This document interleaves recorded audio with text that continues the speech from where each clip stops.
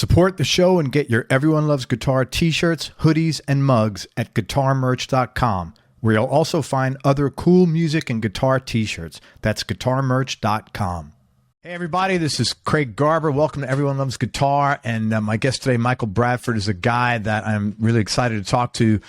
I have heard, I don't know, a couple of dozen people mention Michael over the last 5 years, and it's always like they're talking about royalty, like Michael Bradford, and this is like I was, who's Michael Bradford? And I kept hearing it, and nobody would tell me. Like, who is this guy? I got to find him. And finally, I just want to thank actually David Wolf, Beth Hart's manager, for hooking us up. But everybody talks about Michael Bradford in a very reverential tone, and with good reason. He's extremely successful, and he's done a lot of different things, and he's a very clever guy. So let me give you his background real quick, and then we'll dig into this. Michael's a multi-platinum producer and songwriter. He's produced artists including Anita Baker, Run DMC, Stevie Nicks, Deep Purple, Terrence Trent D'Arby, Beth Hart, Dave Stewart, Ben Folds, the Butthole Surfers, Kid Rock, and others. What a diverse group there, man. His songwriting catalog includes several hits for Uncle Kracker, including the global smash Follow Me, which Michael also co-produced. And if you check out the video, Michael's the guy holding the hose, watering his front lawn early on in the video. And it was funny when I saw you there.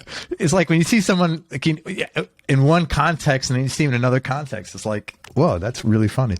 That was my Benny Hill moment. Yeah, that was that. Yeah, man, you had a bathrobe on. That was perfect, Benny Hill. Michael is an early pioneer of electronic music and DJ culture. He recorded for several years under the moniker Chunky Style, and his website is chunkystylemusic, as a matter of fact, .com.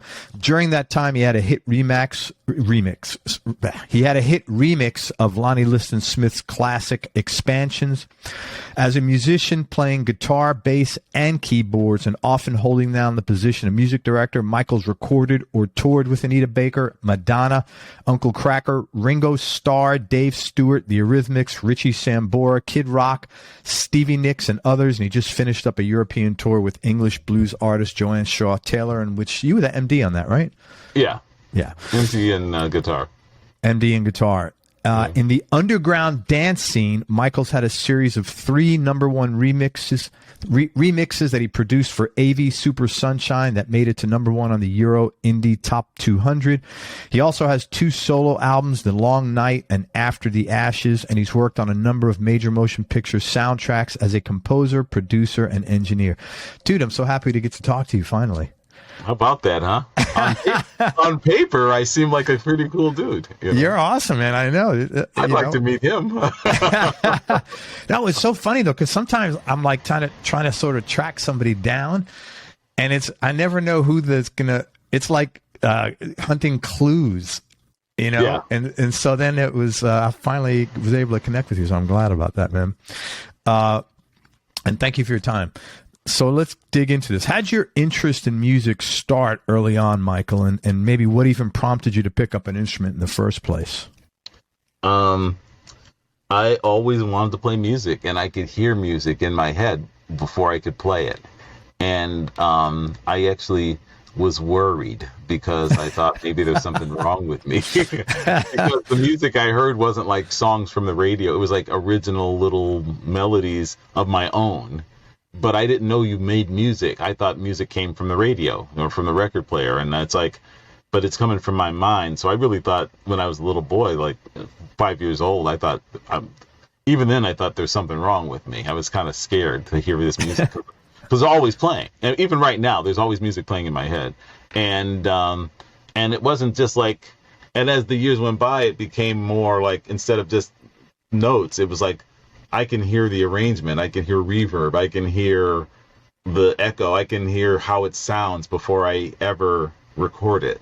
And it made it, in the end, it made it easier to record because I knew what I was looking for, as opposed to a lot of times when people sort of just try different things to see what happens. I've already envisioned the end. So I know I just got to get to the end, to the goal. I'm not thinking, well, what if it put a guitar? What if we use a mandolin? I already heard it, you know. So, but I started playing guitar when I was 6, and I wanted a guitar because, you know, the Beatles were on TV, and you know, and I lived in Detroit when I was a kid, and So we had Motown, but we also had the great rock bands like, the Rationals and there was also this, because I was in Detroit, there was we're right on the border of Canada, and Windsor, Ontario is right on the other side of the Detroit River, and they had a radio station. I think it was called CKLW, and they had this guy named Rockin' Robin Seymour, and he had a radio program, but he also had a TV show called Swingin' Time, and so a lot of bands, even Detroit bands and stuff, would play on that show, and Bob Seger would be on there later on, and all these bands. So I would watch these shows, and I'd like, that's just so cool. And when I got my guitar, I was able to play it by ear, when I first got it, and it was an acoustic guitar, and now that I'm thinking of it, it was like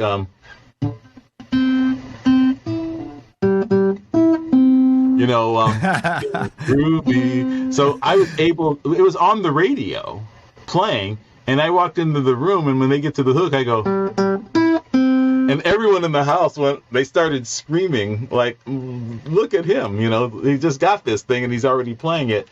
And, I think that between the fact that I already wanted one and the fact that they reacted the way they did, I think that was like, okay, I'm hooked. People like it when I do this, and I like doing it too, I know a lot of comedians, like Dice Clay and people like that, and they all kind of say the same thing. They tell a joke, their dad laughed, and then they were a comedian because I made dad laugh. So I made dad smile, and sometimes he would come home and say, because he was a construction worker, so he came home all dusty, and he'd sit down and say, boy, play me something on that guitar.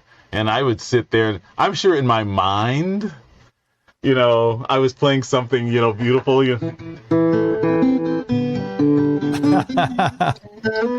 Right? But I'm sure what was really going on was like, but he would sit there and smile like it was the most wonderful music. And again, I thought, Dad likes it. It's amazing what Dad can do for you. And just by acknowledging, your being there, just acknowledging your existence, like doing something that Dad thinks is impressive, even if anything, or what your parents do for you is crucial, but what they think they're supposed to be doing isn't the thing that really helps. All they have to do is acknowledge that you did something. You don't have to say, oh, that's the best, you're the most wonderful, you're the greatest musician ever born, you're an architect, you're a genius. That's where they go wrong. I just notice. That's all right. kids want, Take an interest.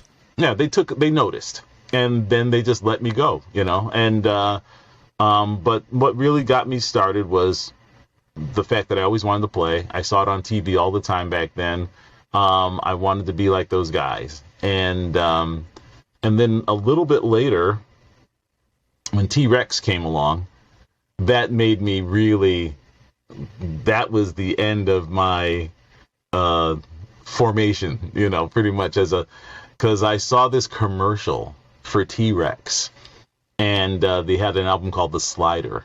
And this commercial, I found it on YouTube. It's still there. If you look up T-Rex commercial, T-Rex The Slider, or something like that, it's only 15 seconds long. But it was the most intense 15 seconds. And, it was just like all of these images shooting at you at once. But the commercial's over, and the announcer goes, T-Rex The Slider on Warner Brothers Records or something like that. And I'm sitting there like, I want to do that. I want to do that, whatever that was. And that was it. That's all. And ever since then, I've been a musician, but not just a musician, a performing, touring, rock and roller. It's so cool. Just listening and watching your energy and enthusiasm, reconnecting with those memories, man. You could just see how, what an impact this whole thing was on you, and how jazzed you were. It really was something, I tell you. I mean, and but I think the advantage also of not having MTV or anything is like when you did see something, It was really a special thing. Like Cream magazine, CREEM. Yeah, man. When I was a kid, so that's a Detroit magazine too, you know. And when Cream magazine came out, I would get every copy I could. And if you wanted to see about David Bowie or whoever, you had to wait for the next issue of Cream magazine, you know. Yeah. And so it's not like he was on TV every 5 seconds, you know. Yes. Well, it was like, finally, there's an article about, you know, the New York Dolls or whoever, and you hold on to that thing. You're reading that thing. You're in bed. You're looking at it. You know, you're going through all the, and same thing with albums. You know, especially when it was a double album set where it would open up. You know, you just look at this thing for an hour while you're listening to it. You didn't have a million other distractions, and I think that was good for me because it let me really concentrate on this one thing. You know? Yeah, well, I think even it's kind of hard now. It is, and even the skin you had to have in getting a record, like you had to actually leave your house, get dressed, go down to a store, and then you had the challenge of, oh man, there's about 20 of them here. Which one, you know? And you look at the back, and they had to have some skin in the game. And you had to, and they might not have the record, and they might say, oh, that's an import, that's an English band or whatever. I can get it for you. It might take 2 weeks. You know, so you give them your money, and then you got to wait, and 2 weeks later you come back down. Did the record come in? No, not today, man. Maybe tomorrow. And finally, here it is, you know. Yeah. So, yeah, it was important. I think that the reason rock music and music in general had such a sway over that generation was the main thing happening. But today, it's a thing that's happening, but there's also movies, there's also video games, there's also... you know, social media. It's not the central focus of a kid's life anymore. But when I was a kid in Detroit in the 60s, you know, if you were into music, that was it, you know. And if you're into baseball, that was it, you know. Whatever it was, that was your thing, you know. So you can get deep into it. Just for the record, number one thing successful musicians have in common: parents supported them. Based on close to 900 interviews I've done, probably 98%, maybe 99% had strong parent support like you did. And, you know, just your dad coming home and saying, boy, play me that guitar. I mean, that's, you'd be like, yeah, you know, that's really cool. Well, yeah. I mean, parental support comes in many ways. But like I said, if they just acknowledge it and they just notice it and they let you know they see you, then you're going to keep doing that thing, you know? Absolutely. And if you don't have that and you become the troublemaker and they see that, well, they see me, you know? Yeah. It's as simple as that, you know, what they see. And I think parental support is very important. Like I said before, there's the good kind of parental support and there's the kind that doesn't really help. And, you know, it doesn't help to give a kid a bunch of illusions or to tell them stuff that isn't true.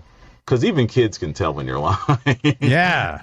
You draw a picture, you know, a 5-year-old or a 7-year-old draws a picture, and it's not a very good likeness of an elephant. And the parent says, that's the best elephant I've ever seen. Even the kid knows, okay, Mom, now you're lying, okay? I thought we had a relationship, but if you're going to lie to me, you know. But I think that, on the other hand, it's like, you know, somebody was saying that for parents, it's more important to acknowledge the kid's effort than it is to acknowledge the outcome. The results. Yeah, I agree with that. I agree with that. The fact that you worked hard is what counts. Yeah. And if you're going to be in this business, you better work hard and you better stick in there and you don't give up, because it's not an easy world to be in and it's not a guaranteed anything. You know, you go to law school and you get out, you're a lawyer. You know, you go to medical school, you get out, you're a doctor. You go to music school, you get out and you might be working a job that has nothing to do with music until you can get something going. You know, there's no guarantee. You know, so parents should, you know, just say, keep working hard, you know, because that's going to get you somewhere. I agree, man. Yeah. Talk about your early studio experience in Detroit, Michael, and also about, I read something about you learning about being necessary and useful and maybe how that impacted your career. Oh, well, necessary and useful. When I first started trying to write songs, I realized when I was little, like 10, 11, that I could actually write complete songs, and I wanted to be a song writer and write songs like, Bob Dylan did and the Beatles did. And because back then you'd read these, every album cover, you look at the notes, and that was the age when rock and rollers wrote their own songs. The pop era, when like Frank Sinatra and Elvis and people like that, they had songwriters write for them, but I wanted to be a songwriter. I wanted to write songs, and but I couldn't make demos because I didn't have access to that equipment. So I found a studio that gave me a basically like an intern job, like back then you called them a gopher, go for coffee, go down the street, get some donuts, and it didn't pay anything, but you got to be in the studio and you got to be around the equipment, and if you hung in long enough, they might actually hire you. Now, for a young person these days, that might sound like slavery, but the truth of the matter is, it's a lot more like the ancient martial arts traditions, where you had to, carry that water, for 2 years before you could ever hold a sword or something. And there's a reason. I think you got to show that you really want to do this, and you got to hang in there. And there's no better way to learn the studio than from every angle. And if you're the guy who gets coffee, and if you're the guy who wraps up those cables at the end of the night, and if you're the guy who starts putting stuff away, pretty soon you're the guy who can handle those microphones and not break them, and pretty soon you're the guy who knows where the patch bay is and how to operate it, and pretty soon it just becomes second nature. The guys, they talk about that producer named Flood, and how he got his name because he was working in the studio. I think I'm not sure which band he was working with, maybe Pink Floyd. But anyway, he got the nickname Flood because in England they have the tradition of, they call him a tea boy. We call him an intern, but they call him, because they had to also bring tea into the session. And Flood, they called him Flood because he brought so much tea over and over. It's like he's flooding the place. And but there's another guy, and now Flood became famous. U2, yeah.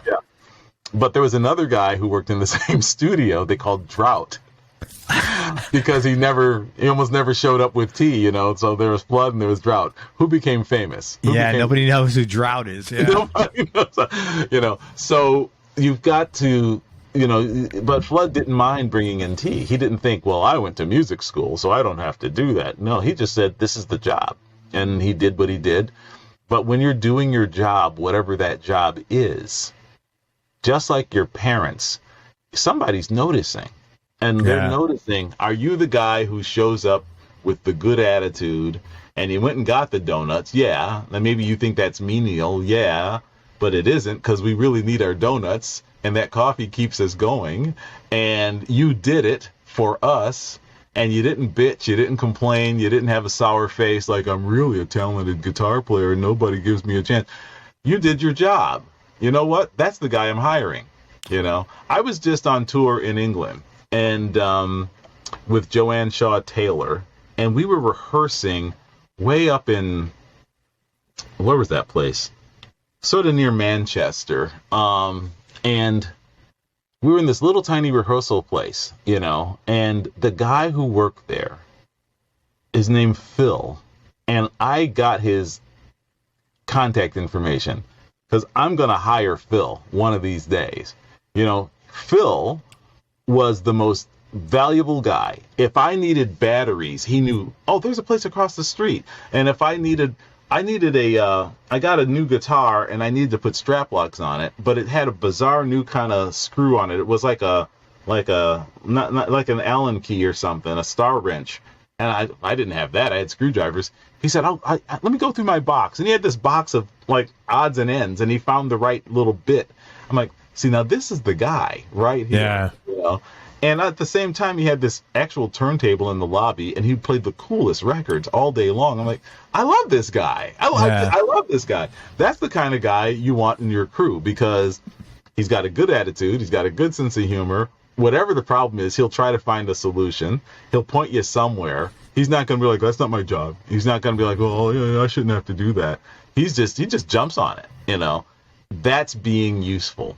Now, when I was working at that studio, there was an engineer friend, an engineer there who I made friends with, and I'm still friends with him today. His name is Gerard Smereck.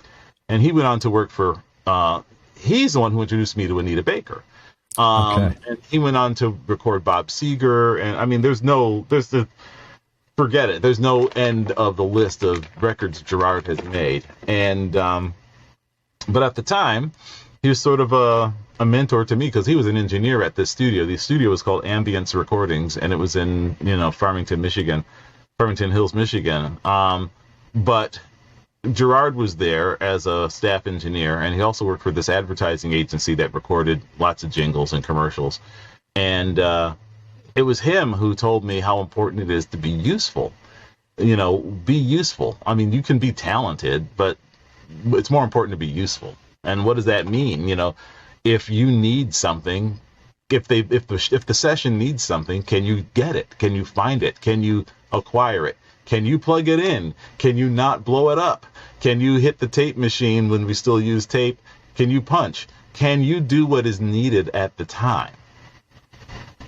Then you're useful. Then I could use you. You're going to be valuable to the production.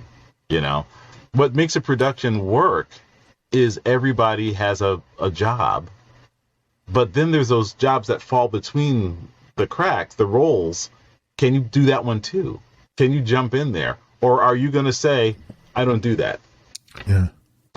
Be useful, because everything that ever happened in my career that moved me another step down the line was because I was useful to somebody, and a lot of people think, yeah, but I'm a great drummer. You should hear me play the drums. Yeah, but I don't need a drummer right now. What I need right now is a screwdriver. Can you get me a screwdriver? And if you think that because you went to Berkeley and you got great chops, that's going to get you out of being an assistant engineer, and now you're Steve Gadd, and it ain't happening like that, man. Yeah. So that's the thing.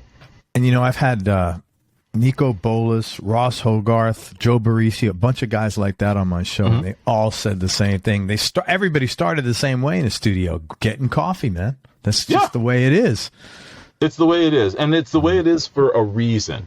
Yes. The main reason of all of it is what people are really looking to see is, can you hang? Vetting process. Yeah, man. Can you be in the room? I've seen so many people walk in the room and Madonna or somebody like that is there and they lose their mind. And they went to whatever music school, or they went to whatever, or their parents bought them the best equipment, and then when I walk into the room and it's actually going down, and Dr. Dre is there, or I want to play you my demo. Can I play you my song right now? My God. They can't do it. The real question is, can I put you in the room with all this stuff going on? And can you still do the job? And can you not, make a fool of yourself? Right. And can you not make a fool of all the rest of us? Now, some people will hear this and say, what an arrogant prick that Mike Bradford is. How dare he? I'm just trying to school you, man. If you walk into a studio... I don't think you're being arrogant. No, but a lot of people do, because they think, don't tell me how to act. Don't tell me how to be. I know what to do.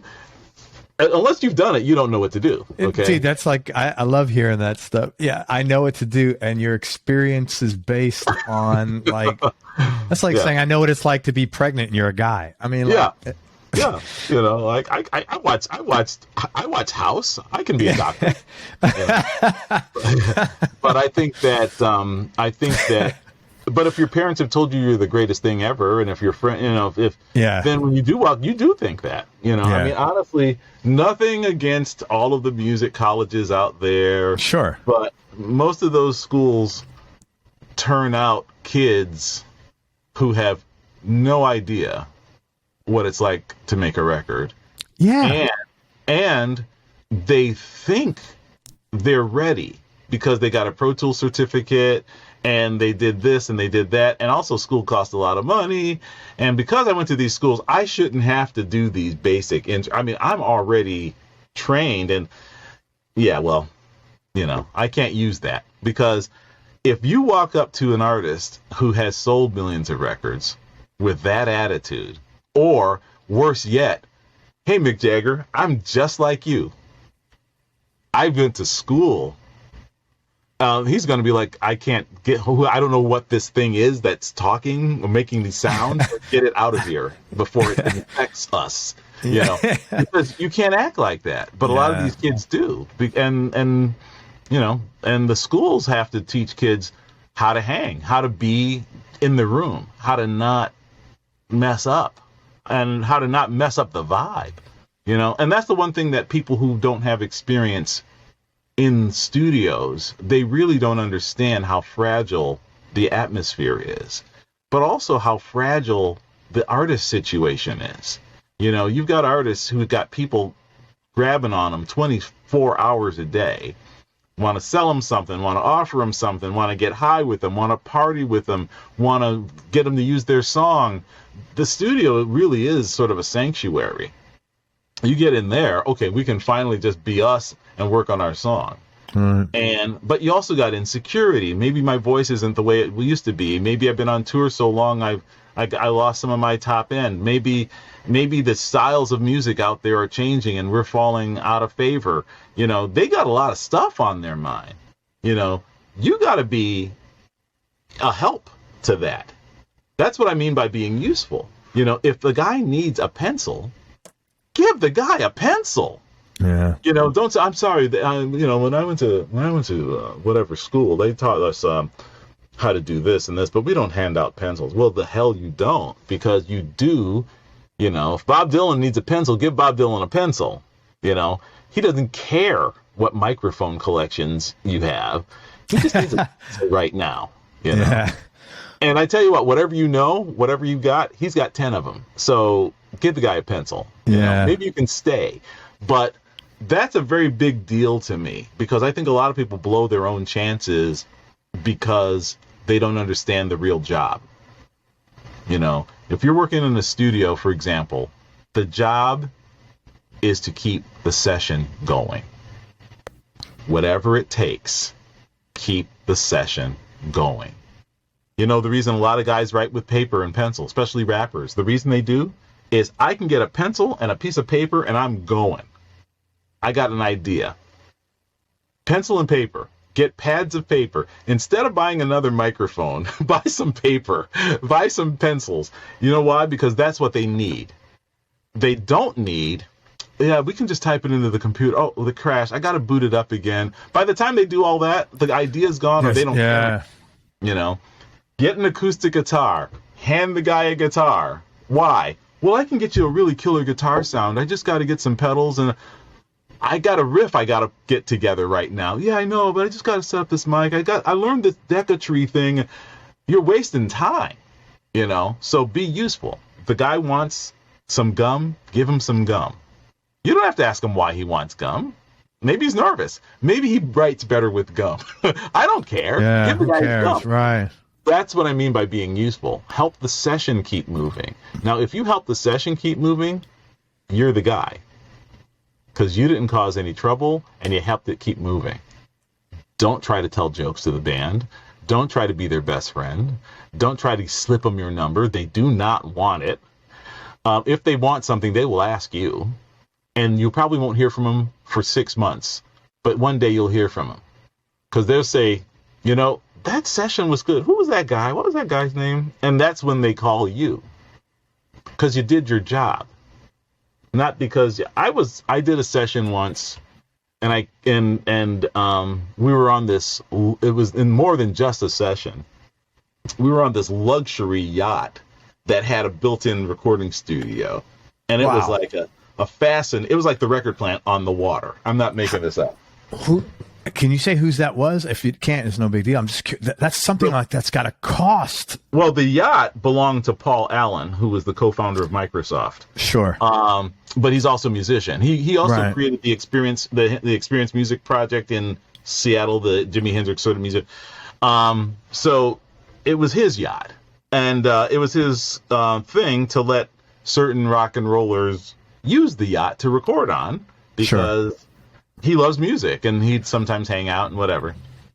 But there was a guy who wanted to, for whatever reason, once he got on this boat, again, he saw all this largesse, he saw all of this amazing stuff, and the artist was like super top notch too, and the guy lost his mind, and he thought, this is my chance. And I literally walk in the control room one day, and this guy's got a harmonica. Sorry. Sorry, man. I don't mean to burst out. It's so random. He's got a harmonica, and Paul Allen himself happens to be in the control room, sitting on a couch. So when I come to the door, you know how most control rooms have a little glass you can see kind of in. And all I could see is Paul. Now, this is Paul. Unfortunately, he's no longer with us, but this is Paul. You know, the guy who, him and Bill Gates, you know. Right. That was it, you know. He's in the control room, and he's on this couch, and he's like this. This is what I see. And I open the door, and this guy has a harmonica, and he's standing over him. Oh, my. And he was like an assistant? Yeah. It's like, what are you doing? Well, I'm hanging out with Paul. You're not hanging out with Paul. You're terrifying him. And by the way, why are you doing? I wanted him to hear my blues chops. Get out of here. Wow. You know. So I have to literally get this guy off of this boat, because literally off the whole boat. Because he couldn't. Yeah. Yeah, because he couldn't hang. Because otherwise he'd probably get shot or something, you know, because you don't do that, right? That's an extreme example, but that's just one example of someone thinking they can't hang. You know, they get in that room with that guy and they lose their minds. And they think, this is my big shot, this is my chance. All he had to do was his job, and he would have probably had a job for life. But he didn't do his job. He wanted to say, this is my chance. Nobody's watching. I can show you it happens all the time, you know. So I don't work with assistants. I don't have an assistant. I don't have a second. I don't have any of that. You know why? Because I can't leave people alone with the artist. Because if I leave them alone with the artist, they will do something stupid, and they'll embarrass me, you know? And I can't take that chance. No. The kind of people I work with, I can't take that chance that this guy will slip him a tape or a thing or the other one. You're so talented. You're really so talented. You know, they're not doing things right for you. I could do something. All that stuff is such a turnoff, and it's so irritating, and it blows the vibe. That's totally blows. Yeah, right. Totally blows the vibe, man. You know, the most unforgivable thing you can do in a studio, if anyone cares, the worst thing you can possibly do is blow the vibe. Because once it's gone, and everyone's going to leave for the day, and now you just blown the day, and sometimes they don't come back. And what if the guy has unfortunately, what if the artist has some sort of substance abuse problem, and you blow the vibe? That guy might literally fall off the wagon. I'm not trying to exaggerate. I'm just saying he might just say, oh, screw it. The world sucks. I don't care anymore.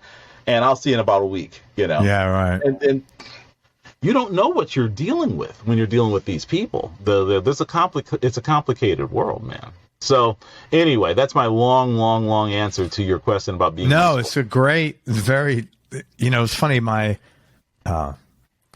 daughter bought some guy she likes over to meet us, and she don't do that often. And she called me the next day. She was like, Dad, I was really upset at you. I was like, why? She goes, you weren't yourself. You didn't say anything. And I was like, well, you learn by listening. I'm trying to figure this dude out. Yeah. I'm not going to talk. I want to hear him talk. And she goes, right. Oh, that makes a lot of sense. She's 22, but it's the same thing what you're talking about, man. Just listen, shut up, and get, pay attention and be necessary and useful. Be useful. Yeah. My father used to say the same thing, by the way. Let people talk. You'll learn a lot if you let them talk, you know. Yeah, man. People like to talk about themselves. And if you just let them, they'll tell you everything you need to know. You know, so. All right. Thank you. That was a good story, man. You also intersected with two other mentors shortly after that, Earl Klugh and Paul Buckmaster. I'd love you to talk about how you crossed paths with these guys and how they changed your life.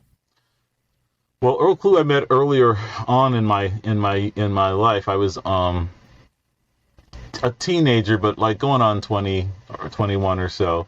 But I met him through a buddy who owned a restaurant, a nightclub restaurant, and I would play sometimes in the restaurant with a little combo, you know. And but Earl had played there for off and on for years before he got his record deal. So Earl was still a regular, and he would hang out there and sometimes hop on stage and play a song or two. And so I met him through my friend who owned the restaurant.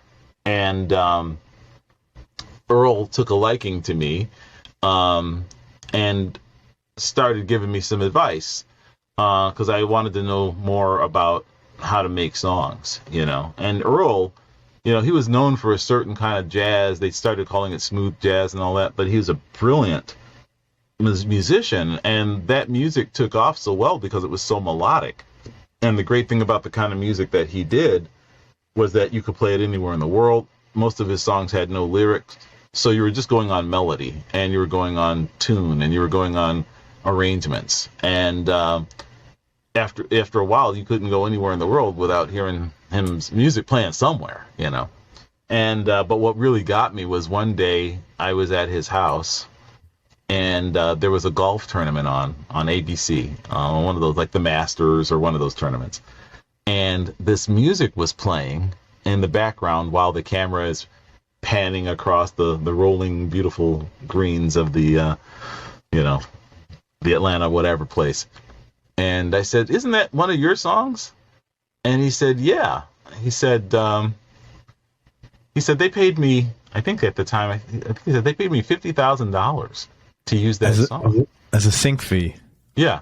And I said, "But did you have to write it for them?" And he said, No. They just played my record."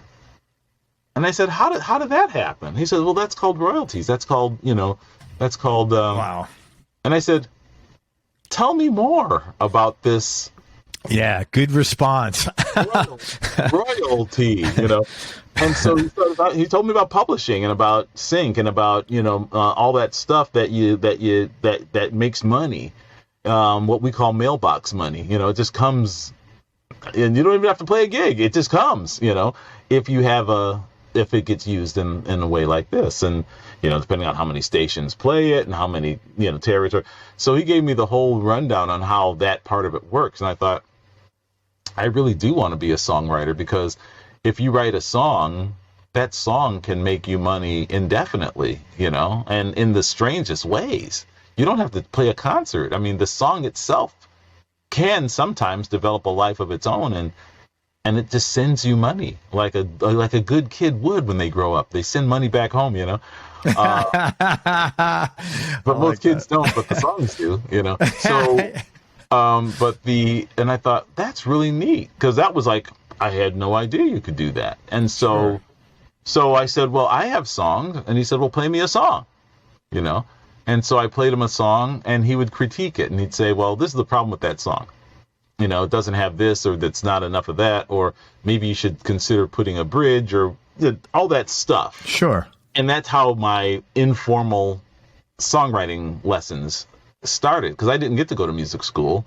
There was no music school like today. They had music school like for classical, but it was more like how to memorize Mozart as opposed to how to be like today you can go to schools and learn how to be a better writer, how to learn studio craft, but they didn't have that back then. Especially in the pop, the non-traditional forms of music, you know. And so it was a great thing. And because he was so brilliant with melody, you know, I mean, one of his favorite artists was Jobim, and he would explain to me how wonderful, economical Jobim's music was, you know. And when you think about it, it's like, you know, like Like, tall and tan and young and lovely, the girl from Ipanema goes walking, and when she voices, each time she passes, right? So it's like that melody, it doesn't change, the chords change, but the melody can stay the same and the harmony changes. And I thought, now that makes sense. You could write a whole bunch of notes, but you don't have to. You can use fewer, and the fewer notes you use, the more the audience can start singing it back with you, and you don't give them this whole complicated thing, because that's what makes it a hit. Repetition makes it a hit, but also the fact that the listener can get into it quickly, you know?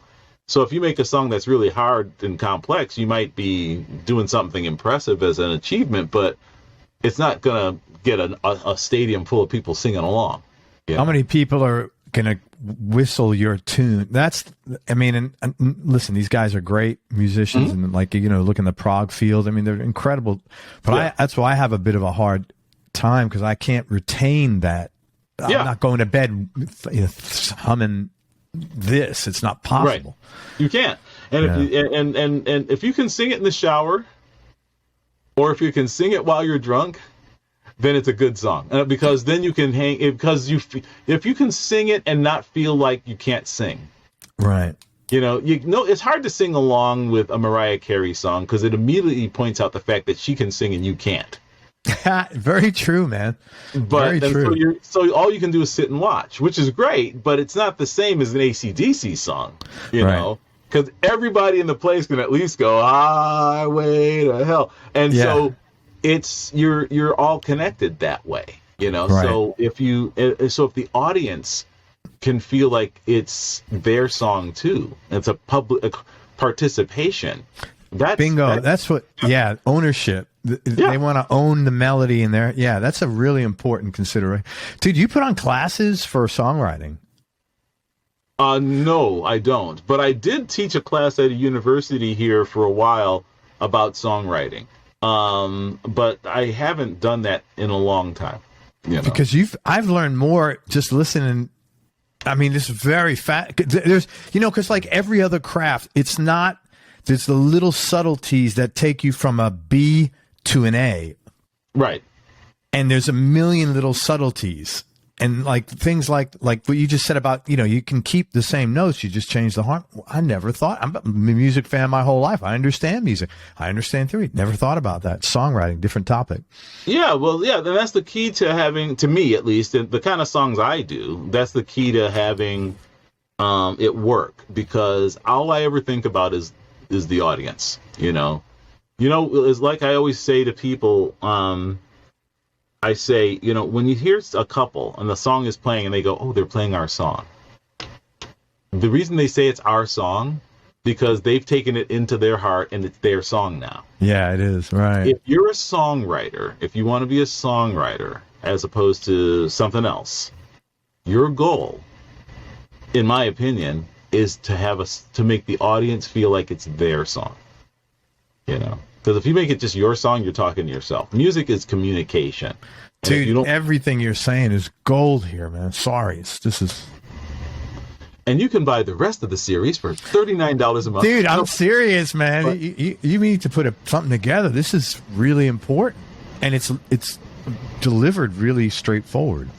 Well, that's how I feel. That's the truth. That's how I feel about it. And that's what I recommend. Now, if your goal is to demonstrate some other aspect of your musicianship or something, maybe there is another way to do it. It's just that those other ways don't mean anything to me, because all I care about is the audience. Did they like it? Did they love it? Will they play it at their high school graduation? Will they play it at their wedding? Will they play it at a funeral? Will it be that thing that they remember?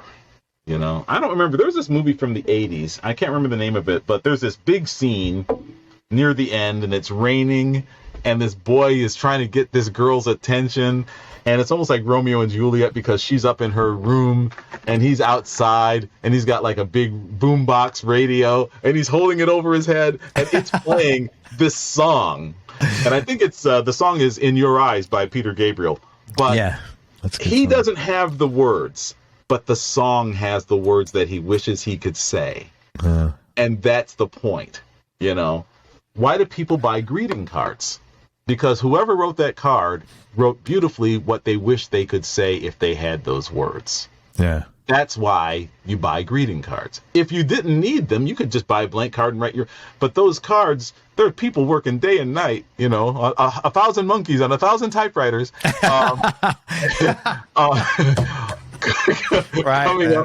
Coming up with these things, and you find that one that says exactly what you wish that's the card, and you buy it. Yeah. The person you give it to, how did you know? And it's like, you know, it was the monkeys, it wasn't me, but 1,000 monkeys on 1,000 typewriters. That's great, man. I love that. But that's the thing, and songs are that important to people, you know. I mean, that's the whole thing, you know. So make a song that people will like. Make a song that people will wish that will say what they wish they could say. And you've got a song that will probably last a long time. And Earl taught you that. Earl taught me all of that, because what Earl taught me was the importance of a good melody, a good, you know, never mind the harmony so much. Think of the melody and think of a theme that people will hum along, sing along, that becomes part of their world, you know. And also, you know, you can collect money in France and Italy, Japan. Royalties come from everywhere. Yeah. And that was the other exciting part, you know. Quickly, can you talk about Paul Buckmaster? I can't talk about Paul Buckmaster quickly, but I can talk about him. He was the greatest, you know, of all probably influences of my life, because Paul taught me that next level stuff. You know, Paul Buckmaster, for those who might not have heard his name, was an arranger and a composer, and he made his most fame by being the arranger for a lot of Elton John's early records, like Madman Across the Water and all those early records, Leave On, Tiny Dancer. I mean, he was there at the beginning of Elton John's career. And imagine Take Me to the Pilot or any of those songs without the orchestra. And it's a whole nother some of the bag. greatest stuff he's, in my opinion, some of the best stuff he's put out, Elton's ever put out. I love what all that. Paul did was he took a great thing and made it greater, you know. And the last big record he did was Train's Drops of Jupiter. He did the arrangement for that. The only song they ever did, they got a Grammy, and that arrangement was so beautiful, you know. And but he also was a composer. He wrote the score to that movie 12 Monkeys, which was a classic, and other movies too. And I met him because he needed a MIDI programmer guy to keep his studio running, his samplers and his synthesizers and all of that he would use for composing. And I got a job with him doing that. And the only reason I got the job goes back to being useful. His manager met me sort of out of a courtesy because I was new in town, and Paul's manager also managed this songwriter named Rick Knowles, who wrote a lot of huge hits. And so the guy agreed to meet me just out of, you know, the only reason was Rick wrote a song for Anita Baker, and I was working on that Anita Baker album. So when I came to California, I said, you know anybody I could meet? And he said, well, you should talk to this guy. So I went to see this guy. And he wasn't at all interested in meeting me, but he just did it as a courtesy. I'll get this guy in, get him out 5 minutes, you know. And but he was having computer problems, and it was very distracting. And so I helped him fix his computer. And that's when he suddenly thought, well, maybe you're not such a useless thing. And he said, would you like to meet Paul Buckmaster? And I said, I'd love to meet Paul Buckmaster. He says, oh, good. His computer's broken, too. So I thought, got a gig. Ain't going to pay, but we got a gig. Yeah. So I went, but at least I got to go to Paul's house. I got to meet Paul Buckmaster. He was the eccentric Englishman that you would expect him to be. But then we started talking. He needed me to do these things. I was able to do these things, keep his studio running. And as I was keeping his studio running, in our downtime, every now and then we'd talk, and he learned that I knew about jazz, and he loved jazz, and he actually used to live with Miles Davis. And he was a very big influence on Miles Davis when he taught him about, serialism and 12-tone music and stuff like that. And that sent Miles Davis on a whole nother tangent with On the Corner and We Want Miles and records like that. But while I was in the studio, just like Earl would give me some pointers about songwriting in the earlier days, Paul started teaching me about composing and how to write for orchestra and the ranges of the instruments, and also how to compose for film and TV and how to write cues, and because that's what he was doing. So I was there keeping the computers running and everything, and he would be doing this, and every now and then he'd say, why I'm doing this? Because if you look at the screen, you see what he's doing. So he started just giving me some pointers, and then every now and then he would say, I've got to go to have a conversation or a meeting. This scene is 10 seconds long. See what you can do with it, And he would just leave me there. And I would write something that usually wasn't any good, but he'd tell me what was wrong with it. Yeah. And then by whittling away what's wrong, you end up with what's right, And so over the years, we became really best friends. We'd talk on the phone for hours. And the proudest moment of my life was the day I got hired by Disney to write a song for the sequel to their original Cinderella movie. And I had to write the end title for this movie. And I got to hire Which is a big Paul. deal. It was a very big deal. Yeah. And I got to hire Paul to arrange. To do the arranging? Oh, man, that had to feel so nice, like emotionally, in every way. Yeah, that's and like, even just like sort of, not that you owed him, but paying it back to the guy who launched you, sort of. Oh, yeah. That's a great feeling. Yeah, it was great. And since after that, we did other projects and we worked with other people together. But, it was great. He taught me the other half of what I needed. The other third. So I have my friend Gerard, who taught me about how to be a really good engineer. I had Earl Klugh, who taught me how to properly write melodies and songs. And I had Paul, who taught me how to do the big part, the composing, the arranging, the orchestration. And that was all those pieces made me a complete, useful thing. Yeah, man, that's like the Holy Trinity. Yeah. So I'm basically a big black Swiss Army knife. How did you were like, in order to attract mentors, you have to be open to them. I'm just curious, what about your personality or you made you open to them? Because not everybody is. When you come from Detroit, there's one thing you learn. There's an expression that we would say on the east side where I'm from, because I came from a really bad part of town, and it was very dangerous. People were dying all the time, and the thing that kept you alive was being willing to listen. Don't pipe in when you're not asked. But also the thing that they always said was, no matter how badass you think you are, there's somebody badder than you. And I took that to heart. So wherever I went, instead of thinking what a great musician or whatever great I am, I was always looking around to see who's the badder badass. Who's the badass I need to get with to get back? Yeah. Okay. But that is a really, as a young person especially, that's a very healthy and unusual to some extent mindset to have, hey man. It's not unusual if you're from where I'm from, because this is I know it sounds dramatic, but this is life and death. You piss off the wrong guy, you're capped, and that's the end. Sure. I'm not from someplace where somebody says, I'm going to kick your ass, man, and then they walk away. Where I'm from, if they say it, they're going to do it. Sure. So so that was an important lesson. That's like a life. You heard of life lessons? Yeah. That's a life-saving lesson. Don't walk around puffed up thinking you're the baddest badass, because there's always someone who's badder than you. And I just took that same approach and applied it to life. Instead of thinking I'm so great, I'm thinking there's somebody who can play better than me. There's somebody who can do this better. There's always somebody. And so if that guy's around and he's got something to say, I'm going to listen, because I want to hear.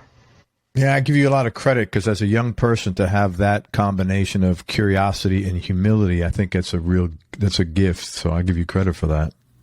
I guess it's a gift, but like I said, I'm not exaggerating. I mean, people who didn't have that attitude are dead.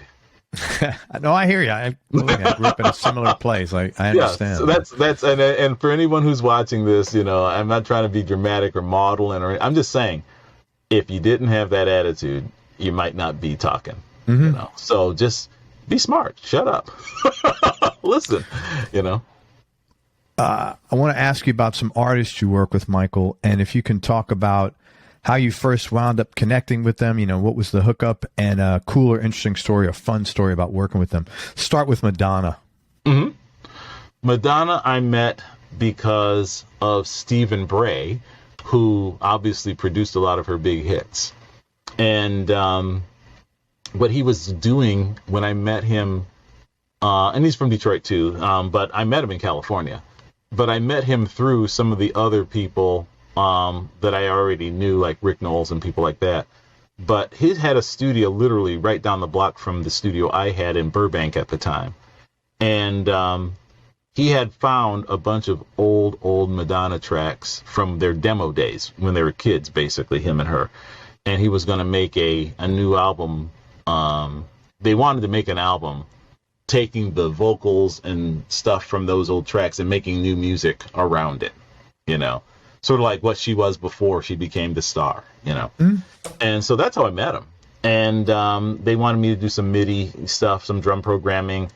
And we were from the same town. We didn't know each other in Detroit, but we're from the same town. Madonna's from Michigan too, so it was like that, and that's how I met him. And so eventually, because between that and some of the other records I made, I got to meet her. But what really got me in her world was Rick Knowles, because he wrote this song for Anita Baker called Body and Soul, along with Ellen Shipley.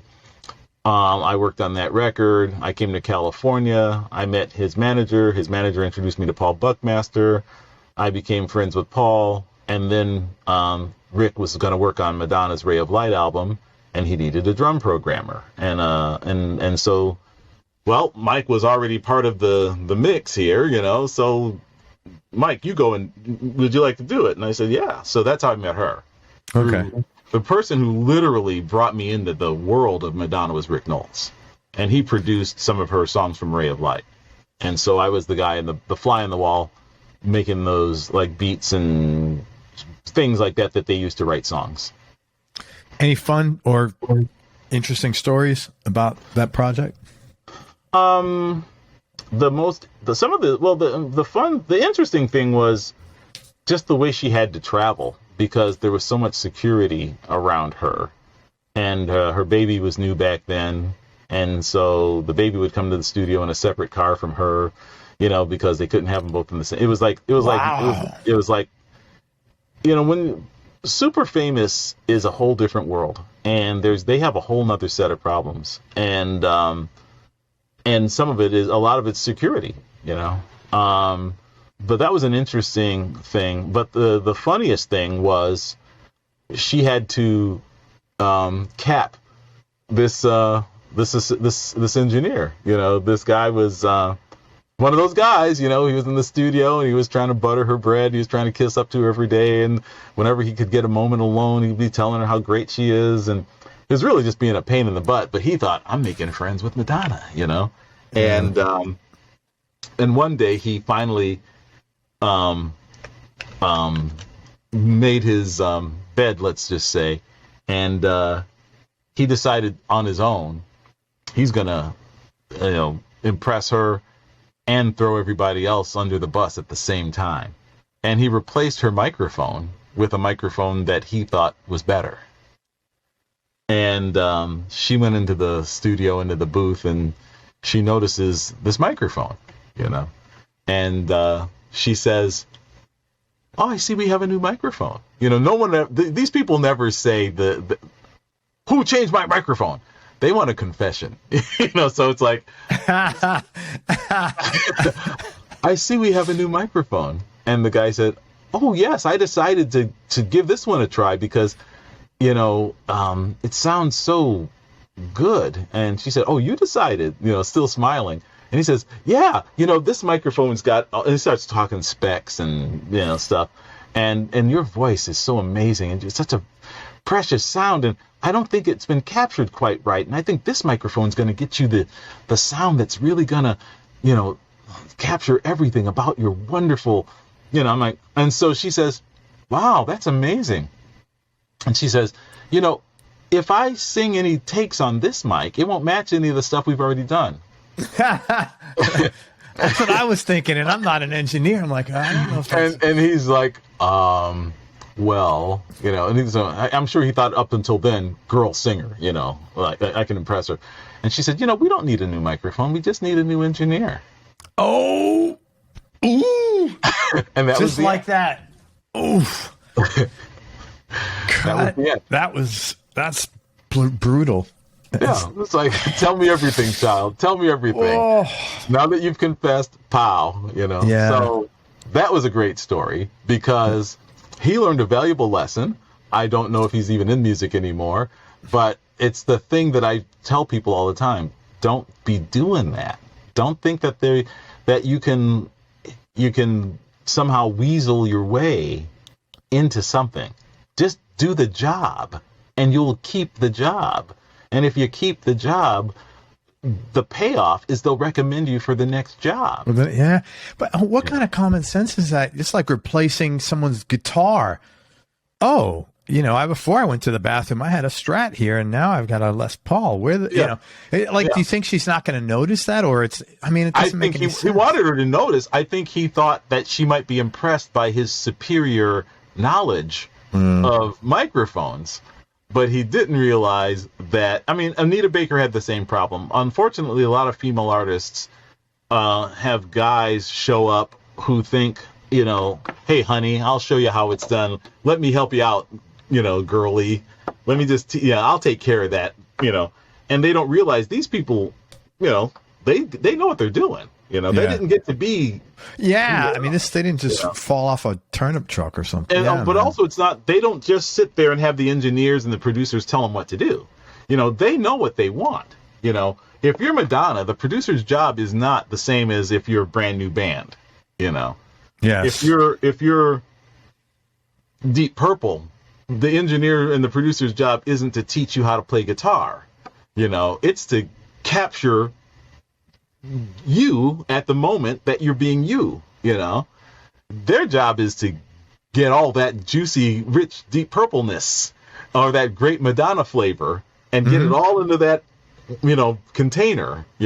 It's not to, I know you sing a little, but have you ever heard of the Dorian mode? It's like, yeah.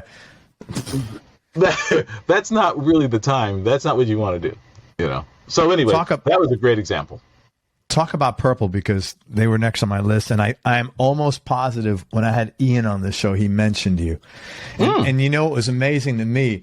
It was really funny because I've had a few people on here that I had to make sure I didn't lose my shit, and Ian was one of them. Was it Gillan or Pace? Pace. Oh, the drummer. Yeah, and I'm sitting, because I've listened. We're the same age. I've been listening to him as long as you've been listening to music. And I was like, in my head, I was like, that's Ian Pace. I was like, holy shit, because I'm thinking, how did this happen? How am I here?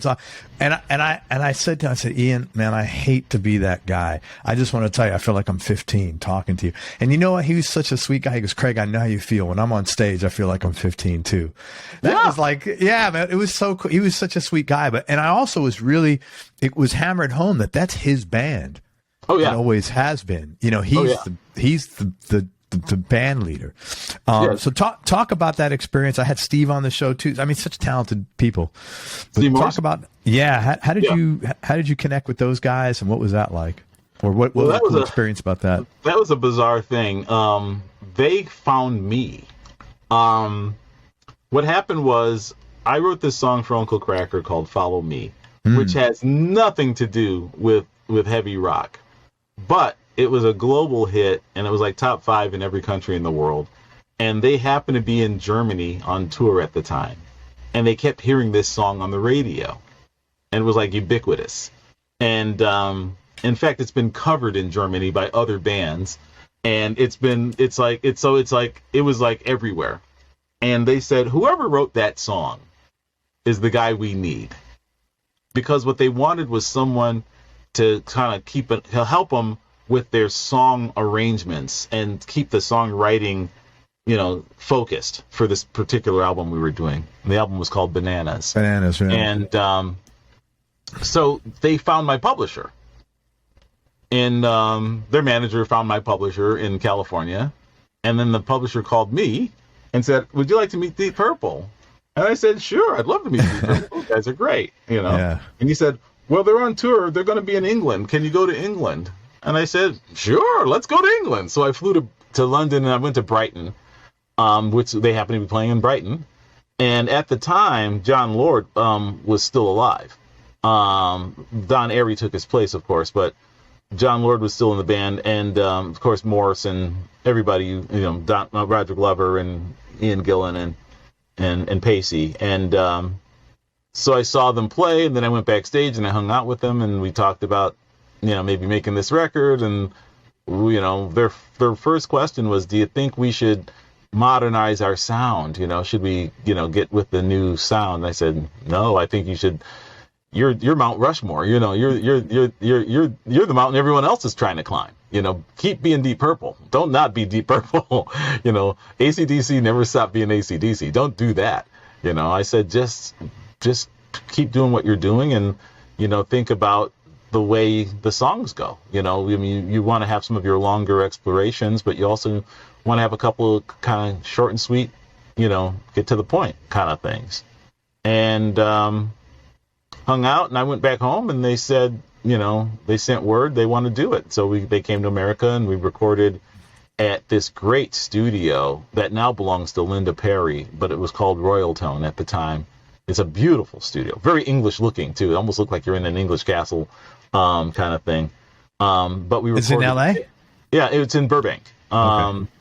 But it was called Royal Tone. I don't know if she changed the name, but back then it was still a commercial studio, and we recorded Bananas there, and it was just amazing because they could play. Those guys can really play, and yeah, and they're all such top-notch musicians. But by the time we did that album, John Lord decided to leave the band because he wasn't well, and his health was failing. And so Don Airey, who of course played with Ozzy and Rainbow and Jethro Tull, and he's incredible. So he took over on keyboards, and some of the things that I remember were just the instruments, the size of the gear. Ian Pace is not the tallest guy in the world, but his drum kit looks like Fred Flintstone's drums. Every drum is massive, and he uses 4 floor toms. 4 of them, and the cymbals were like these massive things, but he had absolute jazz man type control over anybody else playing these drums. They would ring and they'd be resonant, but he had absolute incredible control over all of this stuff. And and what John Lord did was he let the band keep his B3 to continue his organ to keep the same sound, And I learned the secret to the Deep Purple organ sound, which was you use Leslie's, but you also use a Marshall, too, to give it that distortion. So, the Leslie's they brought in were they look like, they were huge. They look like a refrigerator in your kitchen. They're not the little short church ones. These were like these massive Leslie's, and they had 2 of them. So Royal Tone was great because we had enough room there to spread things out, put things in ISOs and stuff like that. But before we recorded there, we went to a rehearsal place for a while, and we just went through all the songs. I listened to the songs. I helped them write a couple of songs. They would rehearse, and I would critique, and I would say, this could be a little shorter, or this could be a little cooler, or maybe this section is really good. They wanted someone to have an opinion, and they wanted someone whose opinion wasn't just, you guys are great, because that doesn't help, right. And fortunately, I'd already been through the ringer with some other artists who were, you know, challenging to be with. So I was used to being able to look somebody in the eye and say, this is cool, or maybe we should work on this, and not get starstruck and not think, you guys are my favorite band and whatever you do is great. What they really need in the studio, what all artists need is an objective person, And I think the reason I've been doing this for so long, like 35 years, is going on 40, is I just tell people the truth. This is what I think. This is what I think, and this is what I think we ought to do. And fortunately for me, I've been right more than I've been wrong. But it helps to work with talented people in the first place, But and those guys are, I've seen them 3 times. The last time I saw them, they had 2 gigs here in the States before they left to go to Europe, and one of them was down here in Tampa. Mm-hmm. And it's so different seeing, the last 2 times I saw them with the Meadowlands. I think once at Madison Square Garden, once at the Meadowlands. But man, when you're in like row 15 at a 3,000 seat theater, it's a totally different experience. Oh yeah, still loud though. And they were in the Guinness Book of World Records as the world's loudest band at one point.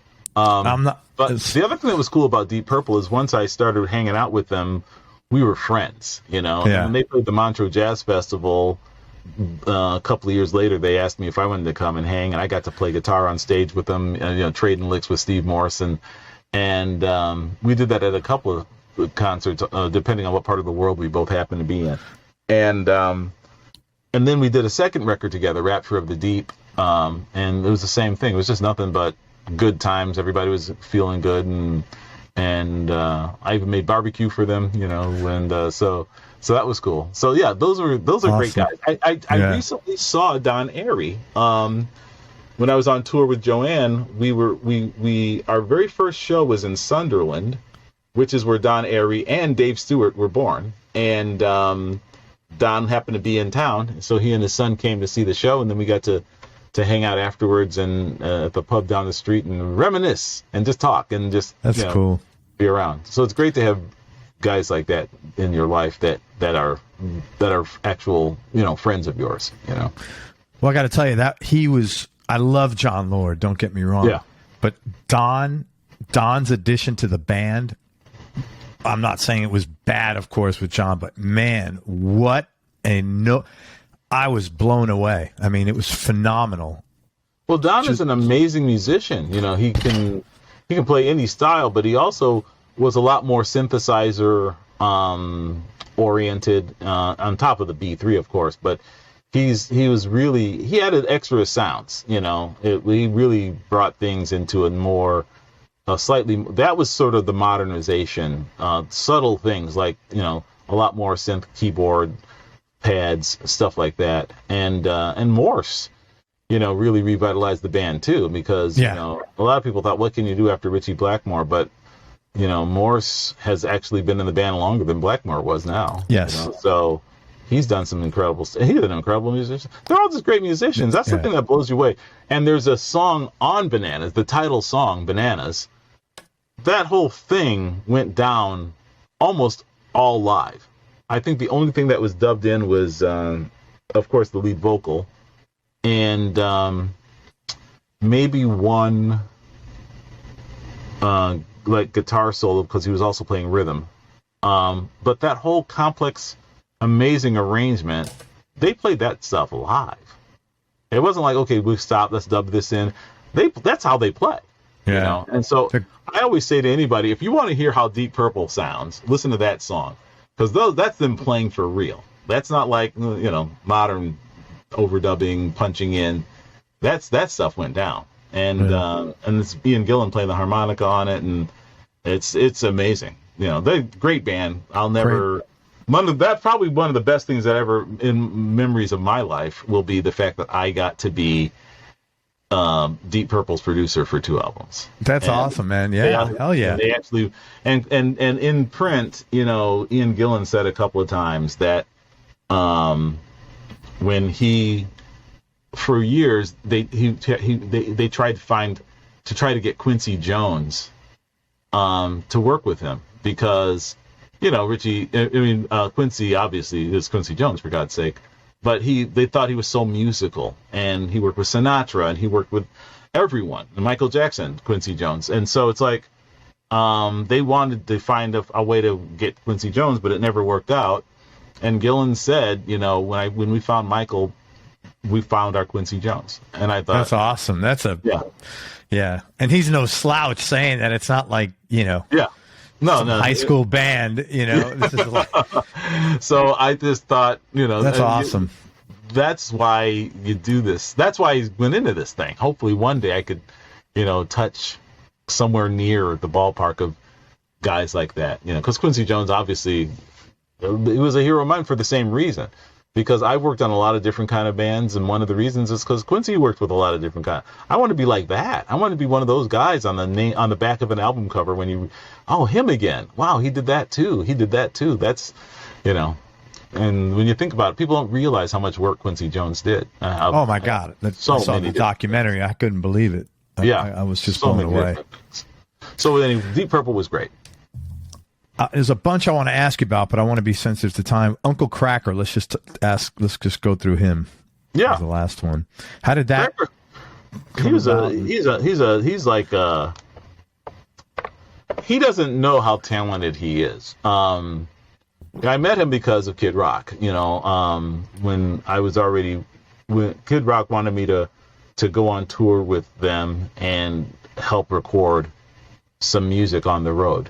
And so we set up a studio on the bus, and so during the day, during all that downtime, we could work on music, and at night the band played, and eventually, since they had a synthesizer, the keyboard player played synth bass back then, and there I was, a bass player, so they said, well, why don't you play with us? And I said, okay, so I played bass with the band too, and but one of the projects we were doing on the road was trying to make Cracker's first album. And I guess I have to say Uncle Kracker, because there's a band called Kracker, and they can be litigious. So the idea was, well, we'll record his album in our spare time while we were touring, and the idea was the album was going to be more like the Paul's Boutique, Beastie Boys, turntable samples, because Cracker's an incredible DJ on top of everything else. But Kracker also wrote a lot of the lyrics for Kid Rock songs. So Kracker is a really talented guy. This stuff just falls out of him. He doesn't sit there going, agonizing. Oh, it's just the way, it's just natural for him. And but he doesn't play any real instruments. He doesn't have any musical training. He's just music. It's just in him, And so we started working on that record too. And then one day Kracker came up to me and said, Mike, I got this idea for a song. It's really fresh. and it's really fresh. Even that word fresh. Yeah, that was the thing. Period thing. Yeah. And I said, well, how's it go? And he sings, basically the chorus of Follow Me, Follow me and everything is all right. I'll be the one to tuck you in at night. That one. And I said, well, that's a hit right there. That's what you got right there. There's your trouble. You got a hit right there. And he said, yeah, but I don't have any verses. What do you think, though? And I said, I think it's a great song. We should work on that song. And so me and him, we just sat around and knocked it together until we had a complete song. And the original lyrics of the verses were much darker because it was sort of an allegory about addiction and how insidious, drugs and things can be that they lure you in. So that's the whole point of the chorus, it sounds like a love song though. So lots of people think, oh, it's a beautiful song, but it's follow me and everything is alright. I'll be the one to tuck you in at night. And if you want to leave, I can guarantee you won't find nobody else like me. Now that's wow, yeah, but that's also totally, man. Yeah, that's what the drugs say to you. Yeah, you won't find nobody else like me. Yeah, absolutely. Holy shit, that's heavy, man. Yeah, and so the verses though were more of like that, but we decided, I said, no, we can't have this is too big a song, and it won't get played if it's so, obvious. Yeah. So the verses are more like a typical love song, how we, and that's how it all worked, and so it became this just incredible nonstop hit. But, at the time, there was some resistance in the camp about releasing it because it wasn't badass hardcore, rock, Right. But the record company, I just sent it to the record company because I knew they would like it, and they said, "Oh, this is a hit. We can't not." Oh, it's a it's a real easy song to like. Yeah. It's a real easy song we talked about humming. Yeah. I mean, it's a hit. Yeah. Yeah. And it never stopped being played. It's 20 years old now, and it's still on the radio all the time. And when my grandkids go to school, they should thank Uncle Kracker for.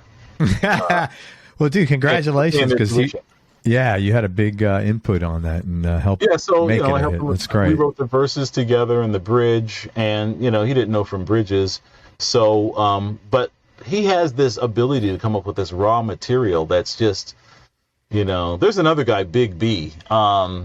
He's got a group now called the Felons Club, but he used to work with the Cottonmouth Kings and groups like that, and he's the same thing. He just has melodies in his head and lyrics, and he just walks up and sings them a cappella to me, and I'm like, oh, that's great. Let me just get that down and throw some chords on that. It's just like Rain Man or something. This comes out. They don't even know they're Rain doing Man. it. It's just in them. It's just in them. I love that. That's cool. Yeah. So that's how it was with Uncle Kracker, and then that record, my God. Well, the record was huge everywhere, but the album also, Double Wide, was multi-platinum, which was great. And then now we had two guys, so Kid Rock had his multi-platinum career, and the DJ, Uncle Kracker, the hype man, had his multi-platinum career, and I got to be in the middle of all of it. That's awesome. Yeah. Again, congratulations to you, man. And the reason Kid Rock called me in the first place was because I was trying to help him shop a deal. And a lot of people you wouldn't believe the people who turned him down, like some of the biggest names, and they all would wish they could find another Kid Rock right now, I'm sure. But he said, I want you to help us because, when nobody else would talk to us, you did. Did you know him from Detroit? Was that the connection? I didn't really know him from Detroit. I was already in California, but I knew this guy who was just a local Detroit guy who had one of his tapes. Okay. And he said, this Kid Rock guy, this guy's great. You got to hear him. And he sent me the tape, and I said, yeah, I can hear it. This was before Devil Without a Cause or any of that came out, but I could hear it. And so I flew to Chicago to see him, and they were playing at this place, a very legendary place called the Double Door. And I think it holds like 900 people. And it was absolutely jam-packed. The kids knew the words to every song, and none of them had been on the radio. Wow. That's pretty compelling, man. I said, this is it. This is a star. This is it. And, it was a lot, he wasn't the same guy politically as he is today, but musically, he had found something. He had found this thing, and I called it Leonard Skinner with a drum machine. He took that Southern rock kind of stuff and combined it with Run DMC and all of that kind of vibe and made this new kind of hybrid, And there's a lot of bands that are out there now over the years who, owe a lot to that sound. Michael, you said that producing Purple was one of the best experiences of your life. What would you say the top 3 musical experiences? Producing Deep Purple, probably, I would say one of the best experiences of my life was being in Kid Rock and Uncle Kracker's world, from them starting out playing in bars to them playing at Woodstock and selling out arenas. Just being there for the whole, rise, and also, if I had to pick a third one, maybe, working with Dave Stewart from Eurythmics has been great. I've been working with him for, my God, more than 15 years. And because of that, we've done some great things. We've done some concerts that were mind-blowing. I got to write orchestra arrangements for a big orchestra for one of his tours where we had like a 35-piece orchestra, and we were redoing some of his classic songs, but with orchestra arrangements, and that was really exciting. It's all been exciting. It's like you just go from one thing to the other. You don't really think of it as a career until you look back at it, because when you're in the middle of doing it, you're just, there's a whale out there. We got to get that whale. You're not thinking about this is going to look good on my resume. You're just thinking, and that's not why you're doing it either, of course. Right, yeah. But you're just thinking, wow, what's next? What are we doing now? Yeah. I'll tell you another great example of a great moment. I had literally nothing to do with the moment, except I co-produced it later, but I was there. And it was Stevie Nicks. Dave Stewart was producing an album of Stevie Nicks called In Your Dreams. And it was one of those funny things. It's like I was playing bass on the record, but also doing some studio stuff. Glenn Ballard and Dave were sort of at the helm of the record. And my thing was sort of just to play and sort of be a vibe guy, and and Mick Fleetwood was playing drums, and he kind of asked me to kind of sort of guide him through a couple of tricky things here and there, and I'm like, sure, Mick Fleetwood, I'll help you get through. But anyway, Mike Campbell showed up, and it was a really cool thing. But it's Stevie Nicks, and of course Waddy Wachtel was playing guitar because he's been her for a long guy time. forever. And but one day I'm just sort of in the hallway outside the control room, leaning against the wall, and I've got my leather jacket on and my sunglasses, which I almost never don't wear. And, I know, it's so funny because you look so, just looking at the picture, you're like, this is a really intimidating dude. Yeah, and so it was kind of like, you're like totally opposite. You're just well, don't make me kill guy. you. But,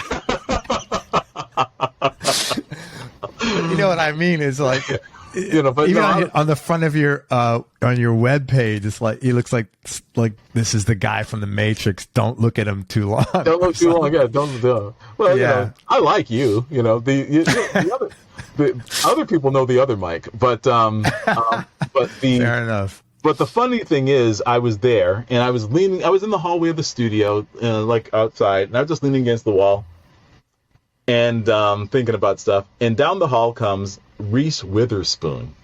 This is a recording studio. That's random. Yeah, that's what I said. But life is random, right? And so she comes up to me, and she goes, "Excuse me, is Stevie Nicks in there?" And I'm thinking, and I said to her, maybe. For all I know, they hate each other. For all I know, it's like TMZ is about to come in. It's like the one thing you can't do is assume. Correct. And I said maybe. And she said, could you tell her that Reese Witherspoon is out here, and I'd like to just say hi. And I realized she thinks I'm guarding the door. Oh, yeah. You're the bouncer. Yeah, I'm the security. So I said, yeah, and I said, you wait right here. And so I go in, and I said to Stevie, I said, Reese Witherspoon's outside. She wants to say hi to you. Is that okay with you? And she said, oh yeah, she can come in. So she comes in, and they sit down, and they start talking, and an hour goes by, and they're still talking about life and all of this stuff. And then Dave, she says he has a place in Nashville. And Dave says, oh, I'm going to go to Nashville after this. And she said, well, if you ever need a place to stay, you can use my place in Nashville. I mean, you can have it for free. I mean, what's cheaper than free? And Dave said, what's cheaper than free? And he takes the guitar and he goes, what's cheaper than free? You and me. And then Stevie starts singing along. And next thing you know, they write this song. All right there on the spot from that one little What's cheaper line. than free? Yeah. And so wow. I'm like, okay, guys, let's get this going. So we get everything, it's already ready to record. And we go out in we go out in the studio and we start playing. You know, I got to write a chart out real quick for the band. And we start playing this song. And then we develop it. And Reese is thinking she's seeing magic happen, you know. And then she's like, after a while, she has to go, and everybody hugs everybody. And she says, well, thank you all. I'll see you later. Have a good afternoon. And I said to Stevie, how long have you guys known each other? And she says, I've never met her before. She's just a fan. Oh, my God. That's so funny. But from that one little phrase comes this song. And eventually, you know, we record it, and it says, you know, produced by Dave Stewart and Michael Bradford. But it was like, that's the wonderful thing about the world of the studio, because every now and then something like that happens. You know, that's amazing. And so you got to be ready to let the magic happen. You know, I always say you can't make it happen. You just have to let it happen. You know, don't be in the way of it when it wants to happen. You know, it's ready to go. Just have that container ready to capture all that rich, juicy goodness and be ready, you know. And the old expression was AIR, always in record, you know. Be ready, you know. If you're sitting there going, yeah, that's a great idea, you know, maybe if you added a chorus, or, you know, now you're screwing up everything. And that's what a lot of amateurs or newbies, that's what a lot of people would do. They think, oh, here's my chance to get on the song. You know, hey, that's really good. Have you guys thought about this chord? You know, don't do that. But people do it all the time. You know, they think, oh, you know, because in the publishing world, there's a joke. Everybody says, write a word, get a third. You know, that extra person that shows up and says, oh, yeah, you know, you could also say chocolate peanut butter, you know. Yeah. What are you saying? You know, they're just trying to get in on the song, you know. So this is why when you're recording when you're writing a song, you can't have any extra people in the room. Yeah. You know why? Because it's always the second engineer. Now, if you're a second engineer, I'm sorry, but it seems like it's always that guy, or it's somebody who's not doing the job they really want, you know. And that guy is, he'll be sitting there going, and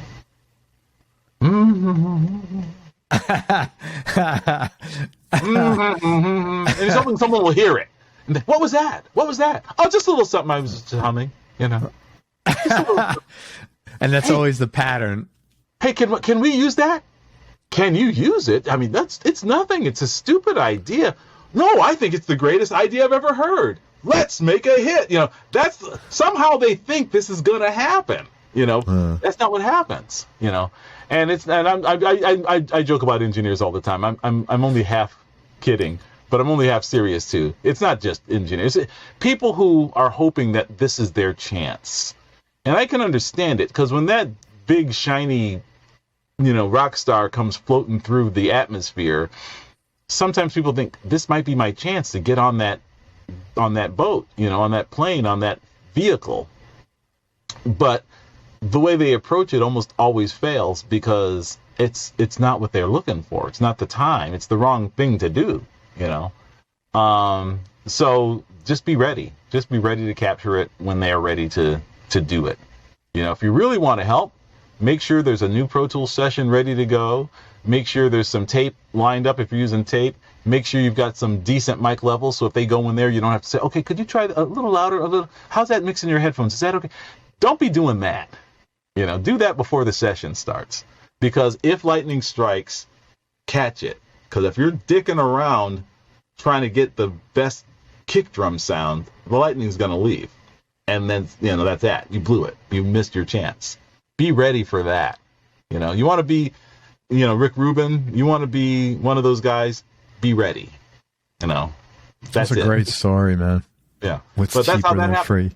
Yeah. And it's just a little, and that's how great a writer Dave is. He was able to hear that little thing and say, he could hear the potential in it right away. And that's what a great writer Stevie is, because she could jump right on that thing, because she could say, oh yeah, that's something. And they just went with it. You know? Michael, low points. What were some low points or dark periods you've had to deal with, and how'd you get through them? Low points for me always involved, especially in the early days, going long periods of time without any work. Because, you know, like in Detroit, there's not a lot of opportunity for big sessions, you know. So I might do a session with Anita Baker or Earl Klugh or somebody like that, but then there might be a long time with nothing on the horizon because nobody else like that is doing anything. And then, you know, then I'm playing with local bands or doing stuff like that. That was that was hard. It's kind of hard to go from a big thing like that back to nothing really happening for a long time. Yeah. I think it was the up and down that was trying. And that's what made me decide to move to California. Because even though I had regular work in Detroit, I knew I had gone as far as I could probably go, you know, in Detroit. And so I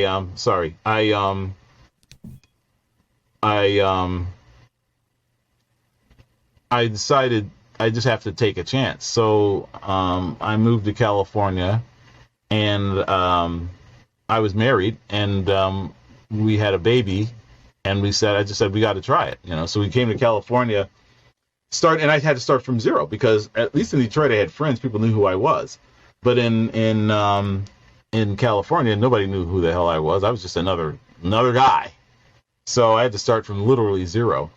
Fortunately for me, I had another way to make money because I knew computers.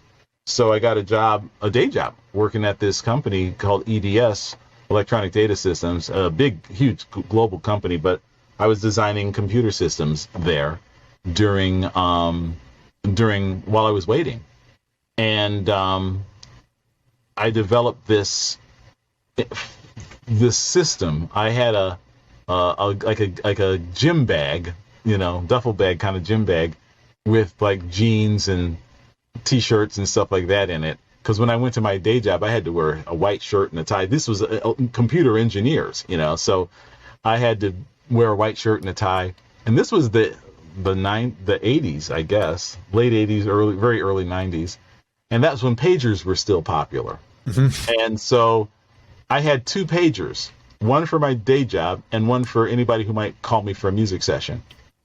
And so if I was doing my day job, the great thing about being a computer engineer is no one expects you to be any particular place because you got to use your mind, you know. So I'm either at my desk, but sometimes I'd have to go visit clients and then look at their big data centers and figure out where the servers are going to go and all that kind of crap.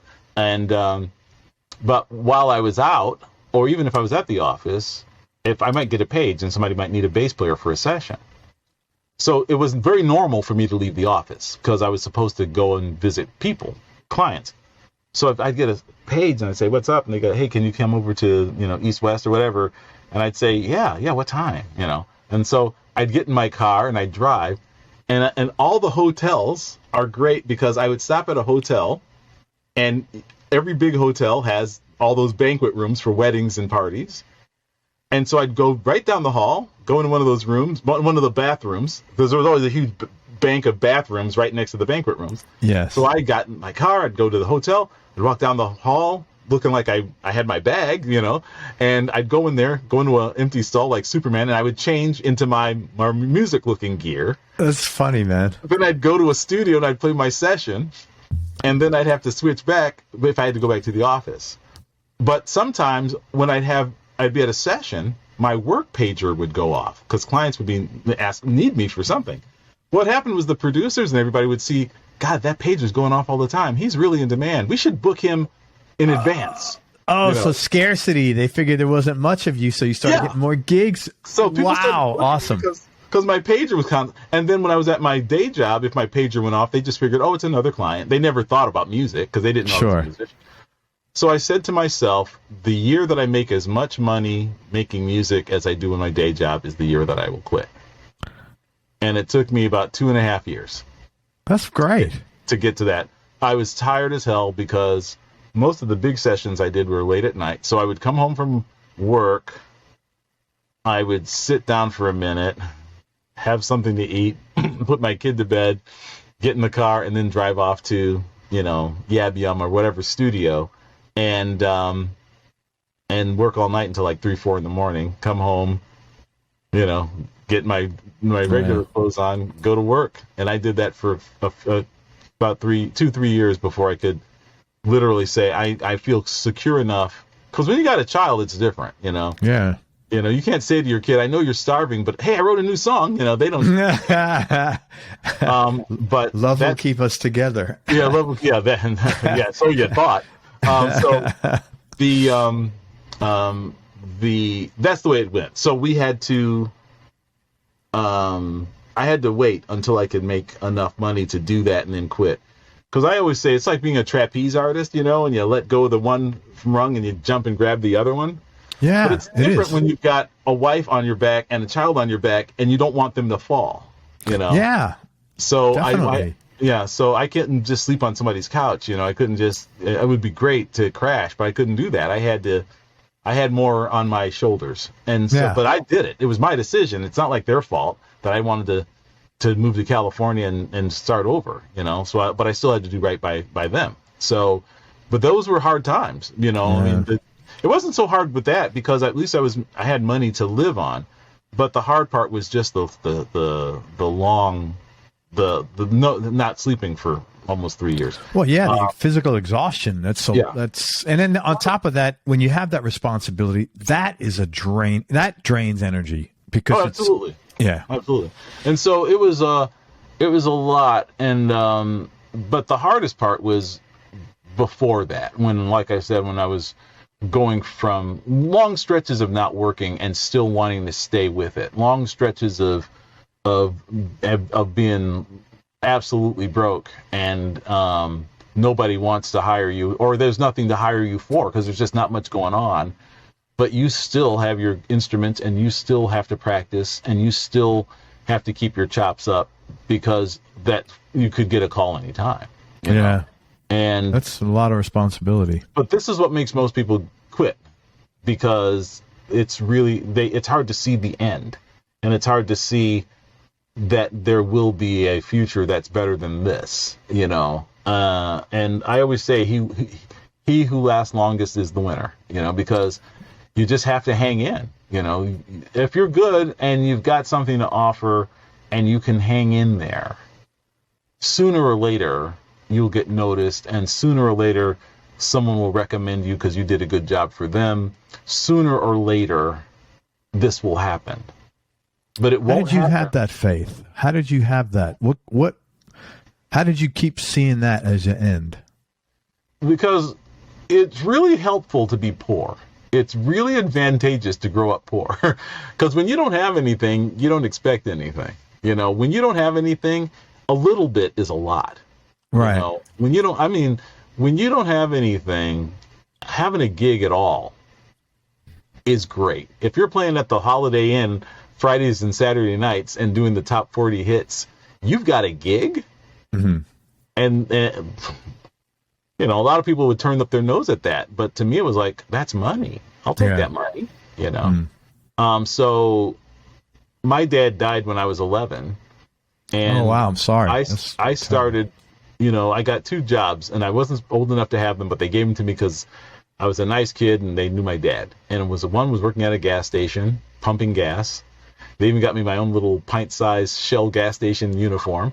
And also down the street was a little grocery store, and I was like the stock boy. But I could also make money standing around playing my guitar, and people would just throw me pennies, throw me money. Because it was a rough neighborhood, but it was a small neighborhood, and people knew me. I was that guitar boy, and I wasn't causing anybody any harm, So they would just give me money. I just stand around and play my guitar, and they'd throw me a couple quarters in my guitar case, and I brought money home because I told my mom that I was going to buy her a house one day, and she, oh, what a sweet little boy, But I meant it. And that was probably another thing that kept me going. I got to get my mom her house. This was real to me. And after Kid Rock's record came out, I bought her a house. And she didn't even know I bought it. I bought furniture for it. I got it all. And she was a little bit handicapped, so I put all the special, whatever rails and so I said, "Hey Mom, come." I came to Detroit one day. I said, "Hey Mom, come for a ride with me." And she got in the car, and I drove her to this house. And I said, "Hey, I want us to see this house for a minute. Let's go inside." And so she came with me, and I said, "Wow, isn't this a beautiful house?" And she said, "Oh, it's just lovely." And I said, "How would you like to live in a house like this?" And she said, "Oh, that would be just so nice." So I handed her her keys, and I said, "Well, it's yours now." And that's nice, man. That might be one of the best days of my life, because that is really nice. That was one of the things that got me started. Mom and Dad liked me playing the guitar. They encouraged me. My mom loved me playing the guitar because it kept me out in the house instead of on the streets where I could have gotten shot. But also, they never told me you can't play that guitar. She wanted me to go to college and get some formal education that I could rely on, but she liked me playing the guitar, and I said to myself, Dad's not here. I'm gonna do something one day, and I guess if you add up my real motivation, my musical motivation, I love music, but my deep down motivation is I was just trying to be my dad. I was just trying to be like him, You the oldest? No, I'm the youngest. But I wanted to be like my dad. I wanted to take care of my family. I wanted to fulfill my obligation, and I certainly wanted to do something for my mom because, she was my mom. So that's probably the thing. So when you've been grinding it out for years and years, and you're playing in any bar that'll have you, and you're playing for pennies, and you're if you can do that, then when you start playing real gigs and getting a little money, that's gravy, Yeah. And then when you start playing recording sessions, and that's like, wow, So to me, it's been one uphill ride, I think that a lot of times starting out with scarcity gives you the ability to survive, because what the alternative is, Yeah. The alternative for me wasn't, I could always go and join my family's company, and, or I could always get Uncle Bill to get me, the job at the factory. It was like, it's this or nothing. Yeah. And when that the option is nothing, you'll go a little farther. You're not going to give up, because what giving up will get you, Thank you, man. That was really cool. I'm glad you got your mom in the house. Is she still around? No, she passed away a few years ago, but she died thinking, that's okay. Everybody's got to go sometime. I mean, he comes for us all. But she died feeling like a queen. She died thinking, that's awesome. That was that. So you did what you needed to do. Yeah, I did what I said I would do. And that reminds me of that one last thing of Earl Klugh. That was something he would always say. He'd say, "What are you going to do?" And the first couple of times he would say that, I didn't quite know what he meant. I thought he meant like tomorrow. What am I going to do tomorrow? He meant, what are you going to do, with your life? What are you going to do? And that simple question was another thing that just sort of kept me going through life. It's like, what are you going to do? And that was really, I don't know if he even realized how important that question was, but it has really stuck with me my whole life. I wanted to do something. I wanted to do something that had some significance. I wanted to accomplish something. I wanted to do something, and you can't do it if you quit. That's awesome, man. Thank you for sharing that. Yeah. Give me your top 3 Desert Island discs just for this moment. This moment. My favorite album, the first album I ever bought with my own money, Roxy Music, Stranded. Massive Attack, Mezzanine. I can't go hardly a day without listening to that. And that's like, is it Massive Attack? Is that UK stuff? Yeah, they're from Bristol. Yeah. Okay. And I got to pick one more, right? Let's see. Let me look at the wall. Do I have any? None of the ones I made. I would say, if it's got to be right this minute, it might be Frank Zappa, Roxy, and Elsewhere. That live album he did at the Roxy. What was that Massive Attack record? Because I want to listen to it. Mezzanine. Okay, thank you. Massive record. Beautiful record. Michael, tell me if you're comfortable sharing one or two mistakes that you made along the journey and what you learned from them. One mistake I made was not being, I wasn't always agreeable. You know, I could sometimes be very, not my way or the highway, but I didn't want to always hear other people's opinions. I'm not talking about musicians. I'm talking about people in the business, like A&R guys, or, you know, people like that, people who were in the industry, who might have a suggestion or want to do something, and I would think it's a bad idea, it's going to hurt the record, and I would get very belligerent, very vocal about it. You know, I'm sure I've made some enemies, you know, because I was like, I don't want you to, the way I went at it was, I've had people really try to mess up records where they thought they had a great idea, which was really going to just destroy the thing. But I was not always as diplomatic with them, because my attitude was like, I'm here for the band, I'm here for the record, I'm here for the musicians, but I'm not here for you, you know, because you guys got your own agenda. You guys want to do your own thing. You're trying to get a record out to make your numbers for the quarter, or you just, you know, or you just don't know what you're doing, you know. And so my biggest regret is not that it hurt my career that much, but it might have. You know, the thing is, there are things that you don't know. You know, there are things that you don't know. People make decisions, and you're not there when they're making those decisions. And the decision to not use you might be made, and you never even knew you were up for the job. Right. So I think that the thing I regret most is being the mistake I made the most. The biggest mistake I made, in my opinion, was just being rigid in my thinking, you know. And part of that came from wanting to defend the project, the band, and part of it just came from, unfortunately, like I said, being from where I'm from. You don't let anybody push you around, because otherwise, you know, otherwise you're a punk, and you know, and if they do it once, they're going to do it again, you know. Where did you learn your communication skills? You are really good at communicating ideas, start to finish. I owe it all to Captain Kangaroo.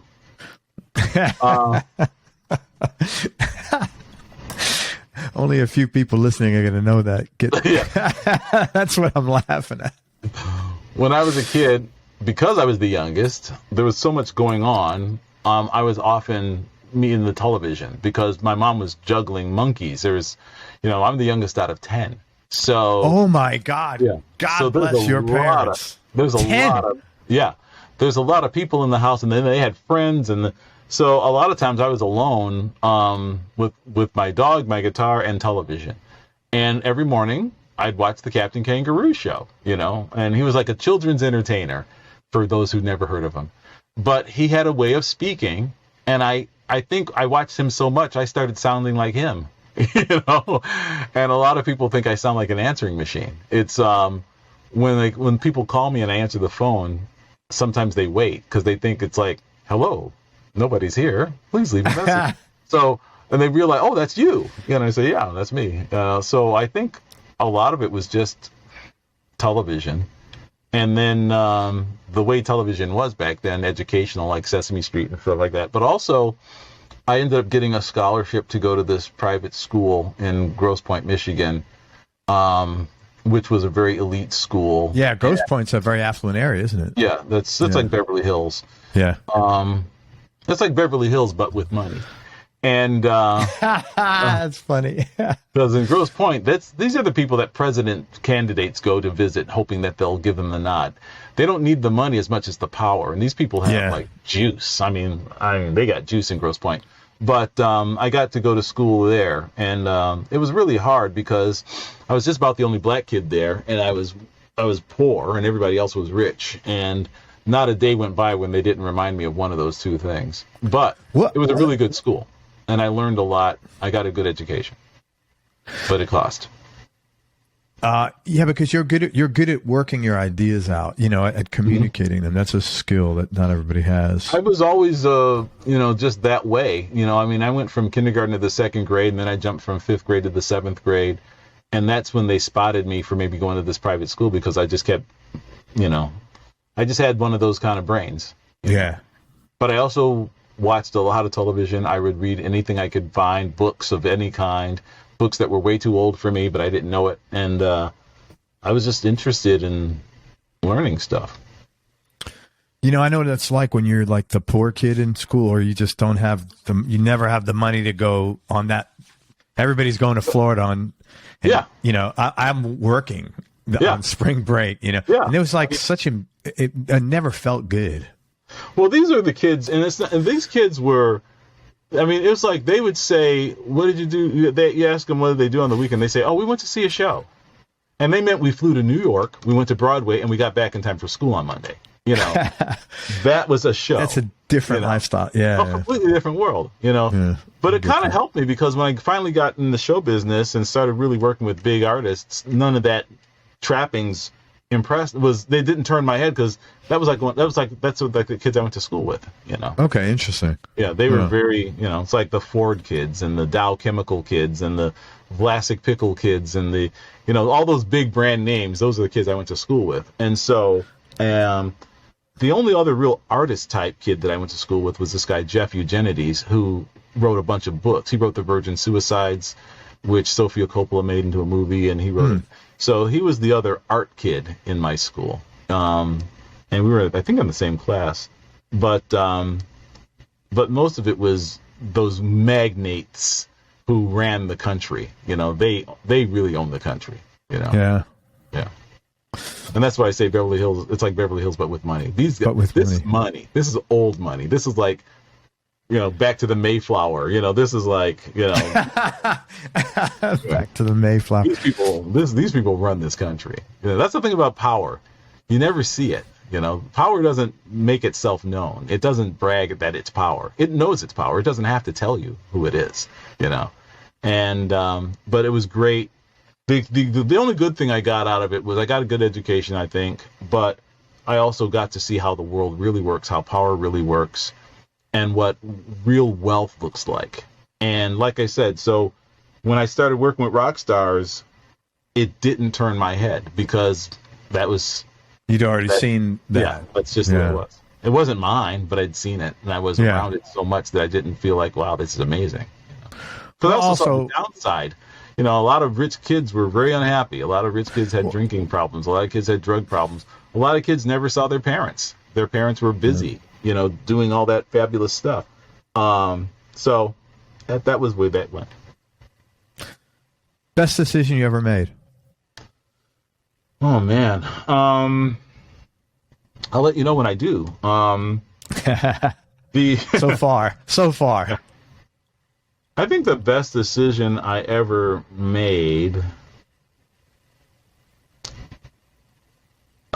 man, I don't know that I've made that many good decisions. I think the best decision I probably ever made was, for me, two decisions, and they're completely different.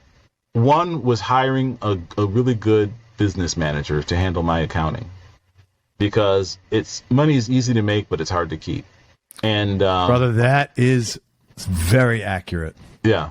So I had a guy who really helped me when I was coming up get my house in order, so that when money came in, again, another container, when the money came in, he had the money container ready and the tax situations and all that ready, so that there was a way to handle this and not just, have money sticking out of a mattress, or, just sticking in a saving account and not making any interest, or how to set up insurance, how to set up liability, how to set up.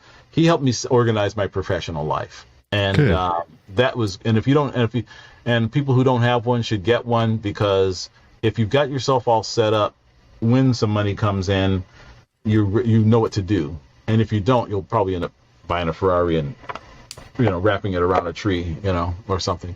So that was one. And I think for me personally, my other decision was, I went to church when I was a little kid all the time, and then when I started working a lot, I didn't.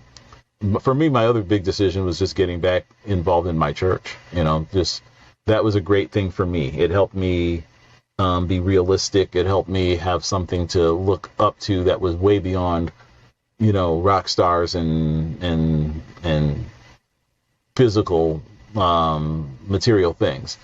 And it's been, for me, a really great guidance in terms of just reading what the Bible says, because everything in it is useful. There's nothing in there that is bad idea. Thou shalt not steal. That's really good advice. Don't kill anybody. Who can argue with that? Good advice. I like that, man.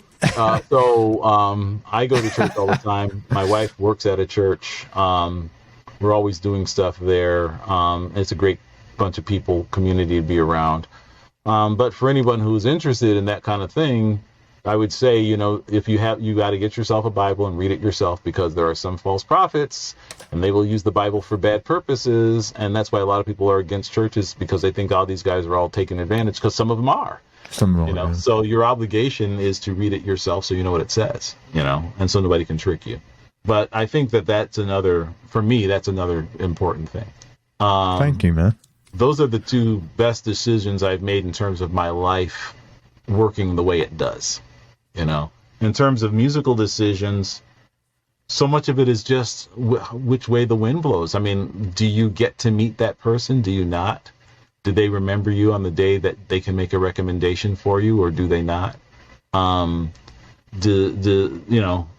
It's really happenstance. It's what you do with happenstance, Yes.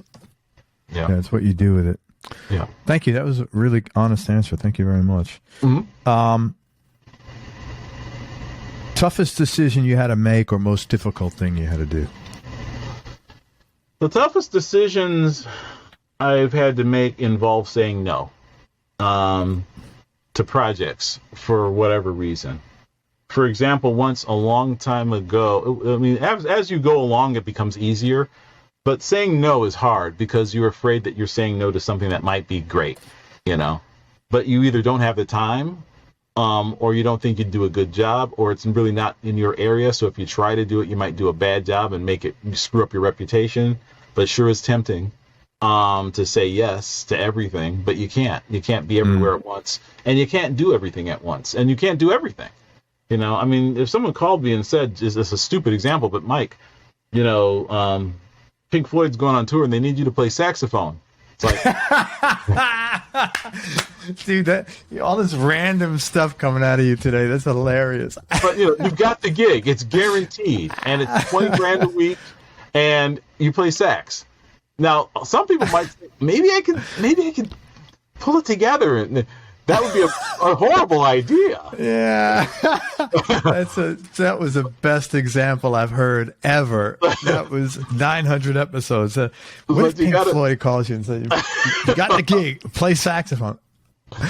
Well, that's great. You got to be able to say no, right? At a time like that. And sometimes these things sound really good. But there are other examples. There's a movie once that somebody wanted me to write music for, and it was very old now. It's a very old thing. I don't know if they ever made it, but it was called The Little Pimp. As opposed to the Big Pimp. As opposed to the big, normal size pimp, but standard pimp. But it's basically pimp, a child book. It was animated, and it was about this little white boy the cutest little kid, but somehow he ends up becoming a pimp, and he's still a little kid, and he's got like the pimp suit on, he's got the little blonde hair, and I said, I can't do this. And they said, well, what's the big deal? It's funny. And I said, but it's not funny to me. You Yeah. know? Oh, but the money, I mean, they're paying you this. It's like, bags of money, I can't do it. I said, I can't do it. And they actually looked at me like they thought I was crazy, Yeah. but I couldn't do it. I couldn't glorify that whole world, first of all. Yeah, I get And it. secondly, totally. Being from the ghetto, pimps are like, that's like the worst word. That's the worst thing a person could be in my eyes, because they're taking advantage of people coming and going, so it's like, I couldn't do it. I had to say no, even though it would have been a really good payday. And they thought that I would be a good guy to make music for it because of all the kinds of stuff I did.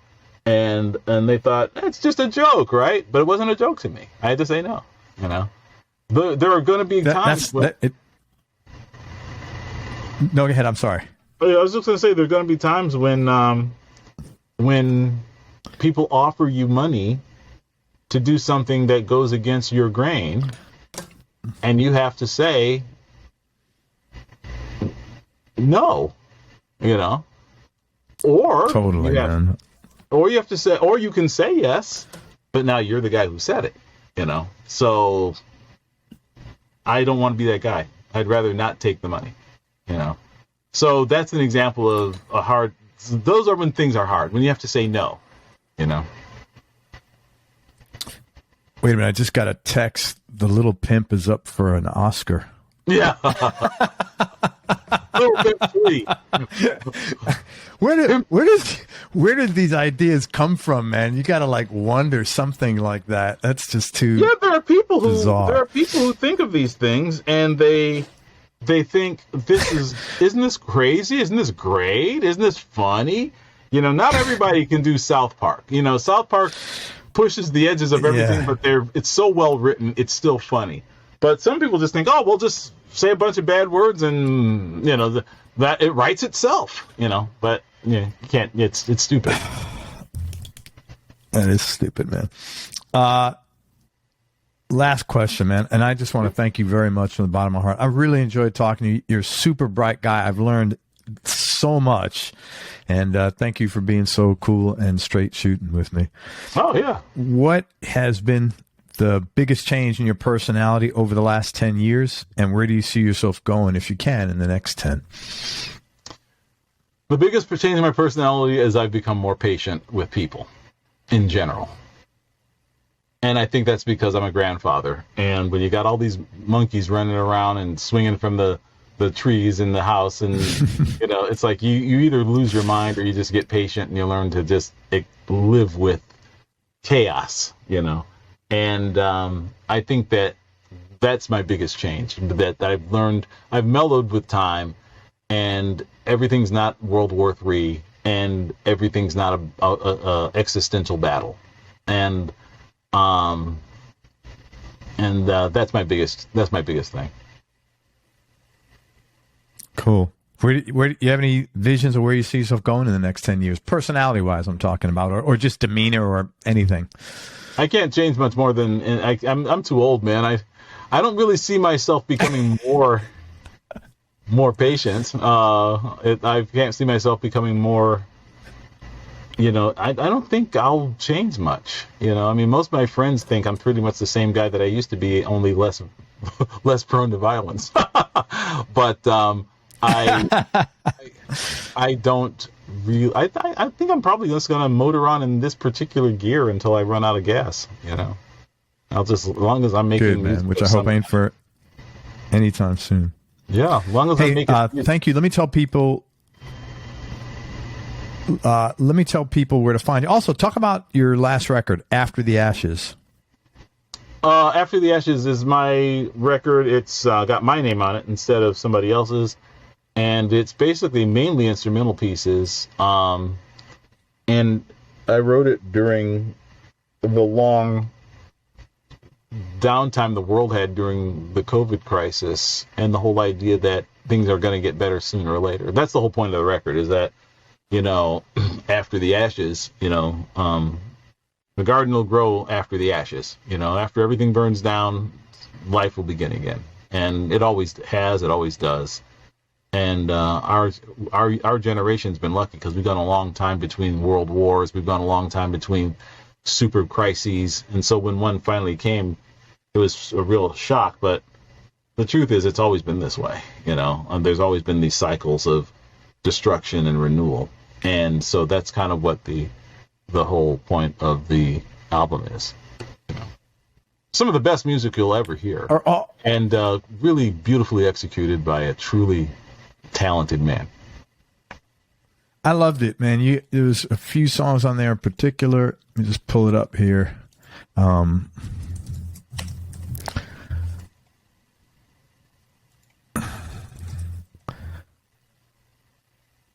I particularly like the intro was really cool because it talks about what we're going to, and then Tears Fall Like Rain and A Leaf in the Wind. It was really pretty stuff on there, man. Yeah. Thank you. I really like it. And I think that what's also bizarre about it is some of the instrumentation on the record sounds very much Eastern European. And this was written and made before anything happened in Ukraine, but a lot of people who've heard it have said it makes them think of that part of the world because some of the music, some of the melodies are very, almost Russian sounding. But that was just in the ether because I made this record before that happened. It was mainly the world being in crisis because of COVID and how it seemed like things started to feel lost and helpless. That was all those your vocals? Yeah. Really? Yes. Dude, your voice is like awesome. It didn't sound anything like you, like your speaking voice. Well, yeah, when you're singing, you're getting your feeling is different, But that's how I felt when I was singing it at the time. But at the beginning, the poem at the beginning, After the Ashes, I mean, that's just me talking. No, but I mean, the vocals on it, I wasn't sure if that was you because it sounded, oh, yeah. I mean... Yeah. That was one way I made money is being a backup singer on records and on recordings and stuff. So you learn to really... And when you're a music director, you're always harmonizing with the lead singer, a lot of times. So I got a very flexible voice in a really wide range. Yeah. Holy smokes. Awesome. So check out After the Ashes. It's available everywhere that music's around. ChunkyStyleMusic.com is Michael's website. Also, if you are interested in working with him in a production capacity or engineering and mixing or remixing capacity, because he's extremely successful and prolific with remixes in the dance world, there's a contact tab on ChunkyStyleMusic.com. I would ask that you please send him some links with some of your music. What is it about him that you think you guys should be working together? What kind of help are you looking for? And just give him the courtesy of a detailed explanation so he could sit back and say, yes, I think this is a fit. No, I don't think this is a fit. Or, and here's why, or let's have another conversation. But please include your music there at least a minimum and some dialogue with him. He's also on Facebook, Instagram, and Twitter. Is there a roadmap to fame? Can you get them there? Yeah, just keep banging your head against the wall, and something's going to crack, either your head or the wall. That's it. I like that. Man, thank you very much for everything. I really appreciate it. It's been a real joy talking to you. I learned a lot. And, thanks so much, man. You're a super positive guy, and thank you for being yourself, man. Well, I appreciate it. Thanks for having me on, and you're a great guy, too, and that's why you've made so many shows. Everybody wants to talk to you. Thanks, man. Hang on one second and we'll connect. Everybody, thank you so much for listening. If you enjoyed this, please share it on social media with your friends. Also, please don't forget to check out Michael Bradford's music, After the Ashes, ChunkyStyleMusic.com, and hit him up on social media. Most important, please remember that happiness is a choice, so choose wisely. Be nice and have fun, and we'll see you on the flip side. Till next time, peace and love, everybody. I am out. Michael, thank you for everything, brother. Thanks. Bye.